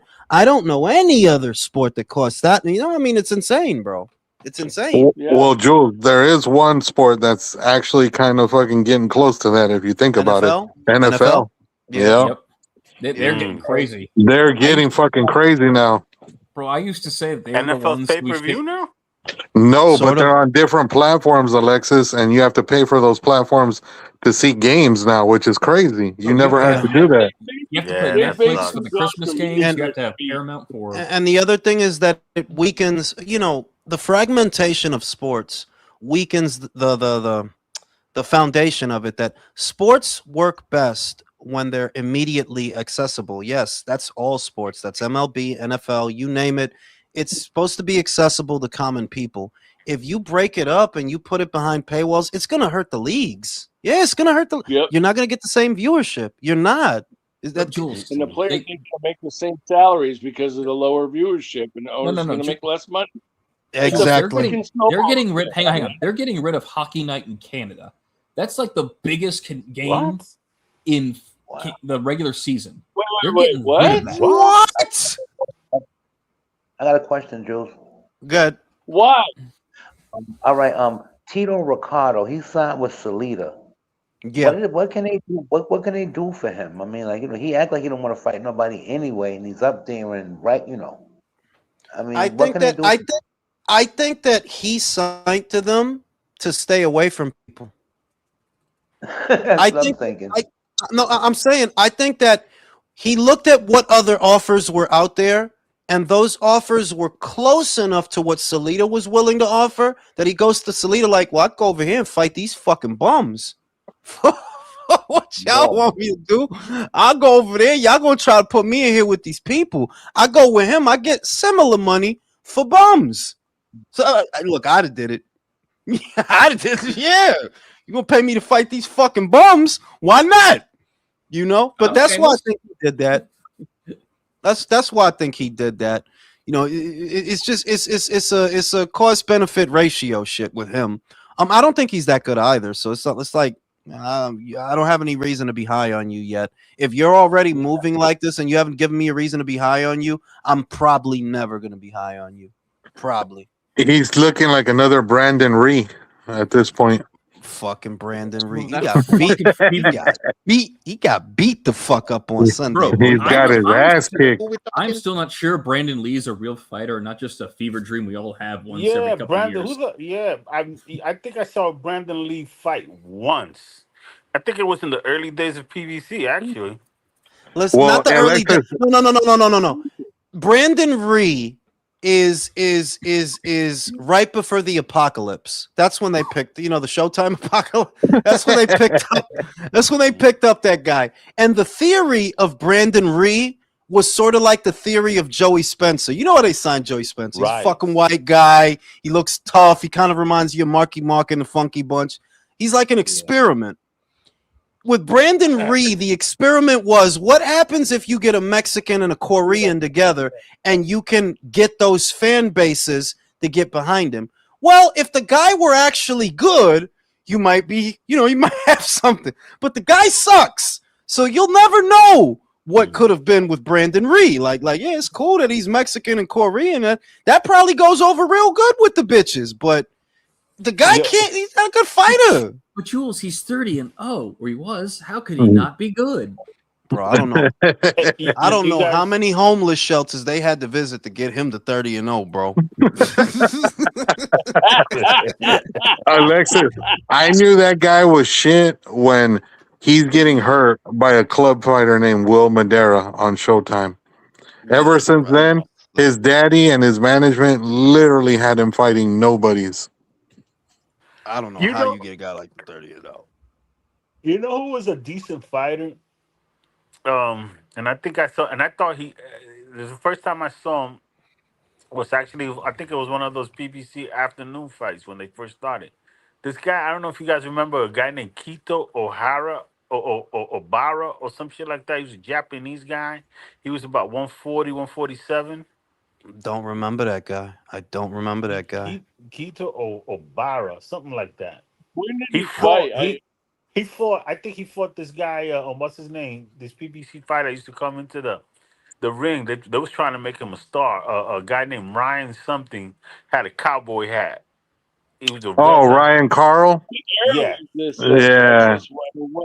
Was this like the 80s or was it like the No, I know that Ryan Carl did this. Bro, when they first started. Yeah, this is 2014. This is circa 2014, 2015. Something like that. 2014, Yeah. 2015, something like that. Yeah. Fucking 80s, bro. God forbid there was a PBC in the fucking 80s, bro. There'd be no boxing left. You know what I'm saying? Oh man, it's terrible, man. But I remember, and I remember. I gotta tip my hat off to Alexis because Alexis didn't arrive here recently. I remember in the very beginning of Ring IQ on Facebook, he already knew that the PBC was dog. Like he knew already. At that time, I'm talking 2015. I was trying to give them a chance. I didn't sour on the PBC until either late 2016 or 2017. That was when I soured on them. Hey, He yo, was already there, hey, like, yeah, this hey, fucking yo, shit dude, sucks, bro. I'm glad you bring that up, bro, because I remember you had a little interchange with me where because everybody was like, "Oh, he's racist. That's why he doesn't like PBC." And you actually said that to me. You said, "You know, man, people say you racist, man. I'm starting to think that, but because you know, I remember it's to the paraphrasing. You said." All PBC's trying to do is give some free fights and this and da, and I said, dude, this is not it. My whole argument was that in the long term is because they're basing their revenues on nothing but a pot from some investment that could never work. So Yeah, whatever they're paying these fighters, it's not real. So yeah, therefore, what you're watching is not real, and that's all my whole stuff. Oh, you racist and that was. So there was a little exchange with that. But you know, I stuck with my guns. I know, and for me, it doesn't really take too much. For me, it's I've had what I call mirror fights. mm, So your promoter, you telling me that fight is good, right? And this is what Top Rank does across the board, and not just me blowing, everybody smoke up their ass. Is they provide you with a mirror fight. That's what I call it. Nobody else coined that phrase. A mirror fight is you get a prospect from 0 to 15 fights. That prospect, or no, 0 to 10, they're fighting your what they call the low level gatekeepers. Those are the mm-hmm, first gatekeepers, right? And then you see them. Then they put you against a top tough Mexican. Right around 10-0, you should be fighting somebody that's about 10-0, mm-hmm, stuff like that. Then 15-0 is another plateau. mm-hmm, You get your mirror fight, or in my opinion, you get your mirror fight when I see you fight a similar aged, similarly skilled fighter at your level. So now you're about 15-0. You fight another 15-0 fighter, or 20-0. Another 15, 20-0 fighter. That's your mirror fight. Now between those two prospects, you see who is the one that becomes a contender and fights, and stuff like that. There's a mm-hmm. whole process to this thing. And PBC was notoriously not giving you a mirror fight. That's what I was looking for. That's why I saw remember Michelle Getty Rivas? I was just thinking about it the I other day. remember her. I Oh my remember God. her. I used to make that girl cry. Like literally tears. She My was the Keith father, Thurman. The Keith, my the Keith. father trained Keith Thurman, and you don't know what you're talking about. I used to tell Keith Yeah, Thurman I was remember her. undefeated. And I said, that guy is a gatekeeper. He's not that good. What was I basing it on? They put him, it was the Bundu fight. Yeah, and he couldn't knock him out. Exactly. I said, that was it. And You telling Bundu, me one y esto time, es get la one vaina. time, get one time de mierda. You couldn't take out Bundu. This And that's is all why it took for me. this is why I know. I was young. My hair was blonde back then, and I didn't. You had a hairline. Fuck you. What the fuck? You look like Superior Matias? Here's the shit. En esos tiempo antiguo, I was just a boxing fan. I was just a boxing fan looking at boxing through a boxing lens, not a business lens. So I'm just watching boxing and I'm like, well, these guys are putting on fucking free fights. What the fuck is the problem? Alexis, I had not yet the concept that it would become what it became. I don't start to realize this until 2016. You're not giving me the fights I want. That's what tipped me off. They're like, why am I not? I never had to. I come from an era of boxing. I never have to beg for a fight. And then I'm looking, okay, fine. It's cross promotional, so it's probably difficult. Why haven't you given me Gary Russell versus Leo? Y'all both right there. Why haven't given me Spence Thurman? Y'all both right there. So you're not gonna give me this, and you're not gonna give me that. And Wilder doesn't want to fight AJ, and Peter Quillen doesn't want to fight Gennady, and nobody wanted to fight Cora. And that's when I'm like, okay, fuck these guys. Like, you're the common denominator in every fight that's not happening. You're the common denominator. And you know what else? Hang on. Here's how we know. hang on. Here's how we know that this jig was up. When old ass Manny Pacquiao looked at Terrence Crawford, said "fuck Exactly. that," but looked at Keith Thurman and said, "Yes, please, give me seconds," and beat his ass. Yeah, Broner. Manny, by that time, I'm already, by the time Manny decides to cross over to the PBC, I was already hip. I was already hip. Like, got to talk out. Yeah. Like, I see what this. You ran from Top Rank. You could respect Manny all you fucking want. He didn't want that Crawford fight. No, Come on, he didn't want it at all. Freddie Roach didn't want that fight, Jules. That's who shut it down. I was told, not just Freddie, Jinky didn't want the fucking. Jinky didn't want. Jinky doesn't want that fight for Manny. And why the fuck would she? Why the fuck would she? Crawford was going to kill him. But listen here. The other thing PBC wasn't giving, because they could have created a star, but again, they don't follow the recipe, and they don't give you the cake that you want. You want to make Floyd. You know what else they didn't give you? They didn't give you the freaking much warranted rematch. Yeah, there were some fights that warranted a rematch. Yeah, Thurman Porter. No. Should have had a rematch. Thurman Porter is one. DeGale Jack is another. Right. Frampton Santa Cruz deserved a trilogy because Carl won one and Leo won one. We never got a trilogy. They left him high and dry. But Leo wanted to be gay and not fight him in his hometown, but yet asked Frampton to fight him twice here. Listen, what we're mentioning right there, that's the strategies to becoming a superstar. That's the strategy of making that's what Top Rank's done all their lives. Warranted rematches. You want to see that rematch? We got to give it to them. We got to give it to the people. And the other thing is that Al Heyman didn't have. See, I can't get over, and I wish I could just teleport all the thoughts because there's so many to help y'all understand that this guy's a fucking idiot. Listen, bro. Listen. You came into this thing literally thinking you were going to turn 150 fighters into Floyd Mayweather. Your problem was everybody was a star at the PBC, bro. Danny's a star, and Thurman is a star, and Errol is a star, and Leo is a star. And Broner's a star, and Gary Russell Jr. is a star. They can't all be stars, bro. Yeah. A star, and Ortiz. They can't all be stars, bro. Right. Which is why. Oh, no, they can do what the NBA does. They have stars, and then they have superstars, which is what the stars actually think. Which is the funny part of Wait, get Jay. Which is why these PBC guys, the guys that love the PBC, they criticized Eddie Hearn so much because what Alexis was saying, Eddie is notorious for that shit. Putting you in them mirror fights, he's gonna test every prospect. Look at Ford. Ford been in there hard his whole career, bro. Yeah. Word. And you gotta like that because look, it's common. You got to put them in a sink or swim fight. We're not going to be kicking out all this fucking money to pay for your purse and do your shows, and we don't know what the fuck you're made of. They got rid of Mark Castro. Soon as that, you got to get the fuck out of here. You look like Elon Musk. If you can't fight and you look like Elon Musk, what the fuck we going to do with you, bro? Can't sell you to the bitches.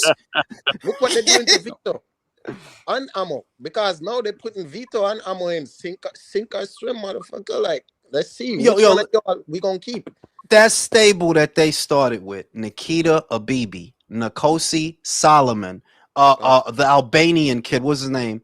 There was they started off the Matchroom USA starting lineup, right? They put all them motherfuckers in sink or swim fights, and when they couldn't swim, you got to get the fuck on, bro. Straight up, like, what the fuck we gonna do with you? We can't just keep you around. Like, no, you get. This is boxing, bro. They shipped Mark Castro out, Jules. Right? I don't know. Fuck, he gonna go. But Zupa's really having it in their contracts. They can fire you.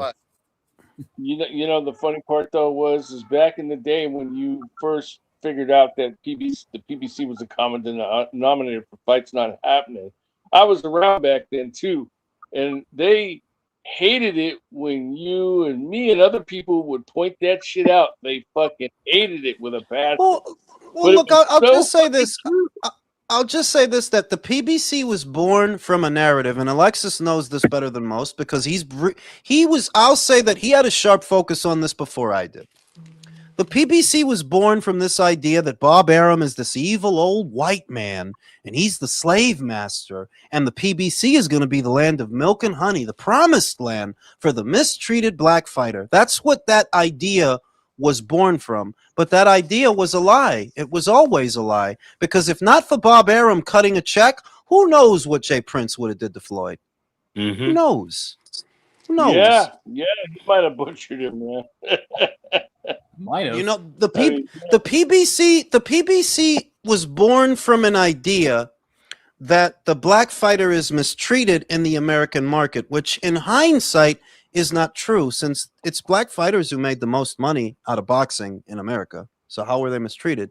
See, what you're thinking about is a different era, a completely different time. The color line back in the day, the Black Murderers Row. Yeah, that was a real thing many, many years ago. But in the postmodern era, the richest fighter in the history of boxing is a black fighter. So you can't keep propagating this narrative that the black fighters aren't getting a fair shake. That's just not true. But that's sort of the concept that the PBC was born from. So you're not selling boxing. You're trying to sell like a civil rights movement. Exactly. Like, everything turns into some civil rights issue, man. It's fucking crazy, bro. because if you talked about the PBC back then, and Alexa said it, I admit it, I got sucked into that mentality too. That they just don't like PBC because Al is black. No, they don't like PBC because it sucks.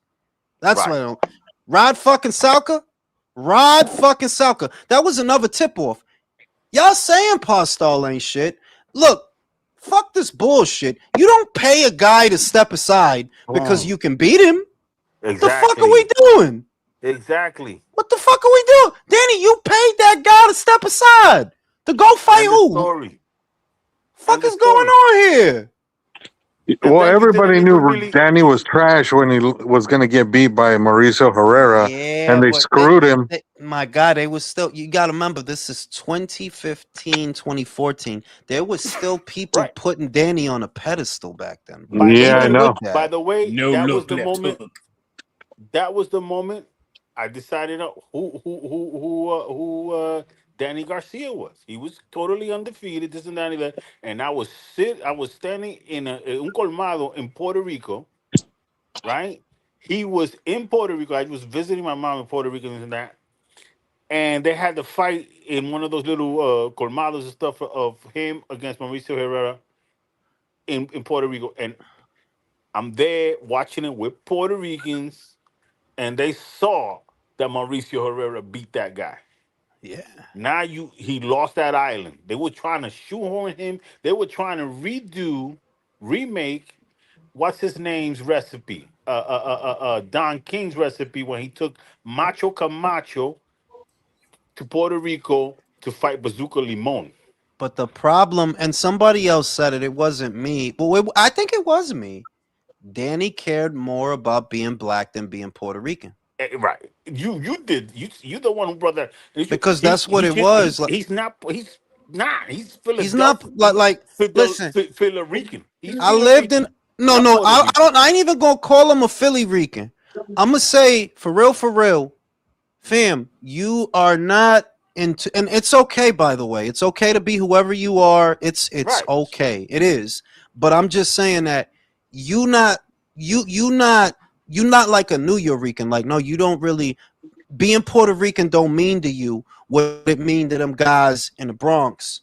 You know, like in Fordham and Grand Concourse and all these places, Bushwick, Brooklyn, LES, La Marqueta on the east side. Like, it don't mean to you to that. So because you don't have that pride in your lineage, you're not going to appeal to these people.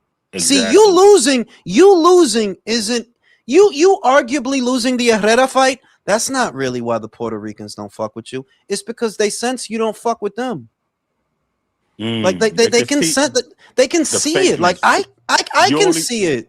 You know, you're only here to get money from us. You Yeah, only here to like get money from us. You only want our patronage for money. You don't yeah, really like feel us like that. you really want to be like a hip hop guy. Like that's when I look at him. Yeah, you want to like you want to be like a French Montana kind of guy. Like that's who you want to be. Like you're not really a you're not really a Puerto Rican. Like nah, I've seen other Puerto Rican fighters. And yeah, they're more in tune with the culture than by and I don't. large I than don't think he Danny is. Garcia. I don't think Danny Garcia has ever gotten into his car and turned on a Hector Lavoe song in his life. I was just you read that's the name. I don't think he's ever heard of Hector Lavoe He's song. never played an old salsa, ever, and he only He's listens to reggaeton for the beat. and And I don't you like a lot. One thing that a lot of Puerto Ricans, especially in New York, and especially old school Puerto Rocks, one thing they love is freestyle music. And I boom. don't think that Danny don't know nothing. He don't know nothing about no Lisa. Like Silent Morning. You don't know nothing about Wake None Up of and that. You're Not. You don't know nothing about that. None of that. None of that. So you're just and you can't. That's the thing that you can't fake it and you can't force it because when people looked at Macho Camacho, I know 10 guys that's like Macho. Yeah, I know 10. They proud as fuck to be Puerto Rican and they can fight and they're scary and they're fucking. So you see the bond with Danny. Like I never saw that. Like to me, listen to me. You're more Italian than Puerto Rican. That's when I look at you, that's what I see. Like I see like some kind of like Italian type person. I don't see a Right. Puerto Rican. I don't. You're not in tune with this culture. You're not. Right. I thought he was like Tio Honduran. I don't know what the fuck he is, bro. Shout out to George. Who should Shushu fight? Figueroa, Leo, or Espinoza? If I had to pick Shushu's next fight, if it's up to me, I would pick Figueroa. More name value than Leo, but more beatable than Espinoza. En route to Espinoza, because I still think Shushu can beat Brandon Figueroa. He can. So if it's up to me, I'd get him Figueroa, then Espinoza. I want Espinoza to move his tall ass up, bro. Go get you a Navarrete fight or something, bro. Why Bro, you he waiting don't want to there fight. for? Like I said, motherfucker told me they offered him Navarrete, and he's decided I'm going to stay at 26. No way. Yes, They're all waiting for that. Yes, I was Bro, told. they're all waiting Yes, for the I was Inoue told. payday. They're all waiting for I mean, that it's Inoue not payday. just that. Navarrete's not a guy that like Navarrete's not a guy like you don't just fight like especially now they know that like y'all talk shit about this the way this guy fights all the time. Go beat him. Go beat him. It's not gonna be easy. There's motherfucker, man. Especially after what he just did to Nunez. Motherfuckers like, credit to Oshaki, because he's the only one I've seen to like, yeah, I want him. Credit to Oshaki. I don't know if you're gonna beat him, Oshaki, but he's the only one I see that want him. Man, Listen, I love I don't even Oshaki believe so he much. wants to, I'm bro. always down for an Oshaki Foster fight. Good, Alex. I said I know this is where it's going to be a point of contention between you and me, but I don't believe Foster wants that fight. I mean, he believe it. wants that fight. He wants a Shakur fight. He wants the He smoke. wants the Shakur fight. No, He will I think no, probably do better. another Navarrete fight after that. It's a But he point of doesn't want contention. Navarrete straight up. It's a point of contention because this is the thing. A lot of time has passed, Alexis. It's actually been about 2.5 years since Oshaki arrived at Top Rank. About 2.5, something like that, right? And yes, after 2.5 years, you probably don't want it as bad as you wanted it before, because before it was the fight to make for you, given where you were campaigning. But in that time, other options have opened up. So do I think he wants it as bad as he wanted it before? No, probably not. But I do think that he wants it. I think he'll do it. The good news is that the zone wants it. So they're going to get Yes. it. And I think that, I do think they're going to make that fight. I think they're going to make that fight. They're going to make that fight. So I'm not worried about it. And it's going to be a good fight. But yeah, like Danny, I don't have a word for how bad I think he is and how well they hit it. Because they hid that shit well. Like that Danny sucks. Yeah, they hid that shit pretty fucking well when you think about it. They really made people believe that this fucking guy is on the level. Like, dog, like I'm trying to think of the fighter whose level I think he's on. because he's not on the level. You know, Danny's not on the level. No matter what you think about Keith, he's not on Keith's level. Wow. No matter what you think about Sean, no, he's not on Sean's level. Oh no, he's not. Yeah, he lost to both of them. Forget about. No, see, you could have guys that are on the level with each other, and one guy loses and one guy wins. For example, Better Beeve and Bivol are on the same level. They beat each other, but they're both elite. They're both on that level. Danny is not elite. He's not. Danny is a level above a club fighter. He's good enough to beat the club fighters, but he's not good enough to beat the real contenders and top guys. I said this, Alexis. I've said it for 5 years. If you would have put Danny Garcia in the ring with Mean Machine would have beat him. He would have knocked him out. I stand on that.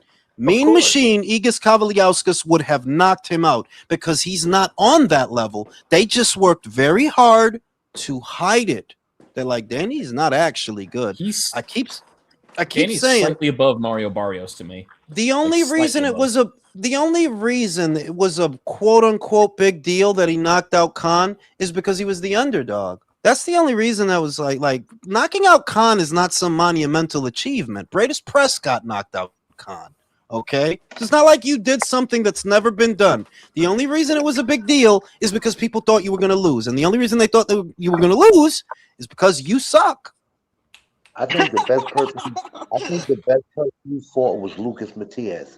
Yes, that's about the best person you fought. That's the only one I give him credit for. But in hindsight, right? Think about it. In hindsight, what did Lucas Matisse actually do? He never became a champion. Unless I'm mistaken, Lucas Matisse was never a full champion. No, he wasn't. Nope. No, I mean they made him a regular champion later on, I think, for a Manny fight. But other than that, no. But that's after Danny knocked him out. That was after that. Yeah. I'm saying that it's not a big deal. The only reason Danny's wins that they kept, for like 10 years, all you could do when you bring up Danny is talk about Lucas Matisse and Amir Khan. Like that was all you could say. Because he didn't beat anybody else. And the only reason it was a big deal that he beat them is because people think he sucks. That's the whole fucking thing. So listen, man, I'm going to fucking go to sleep. I got gym in the morning. I'll see y'all on the next one. All right, Next show. Peace. Peace.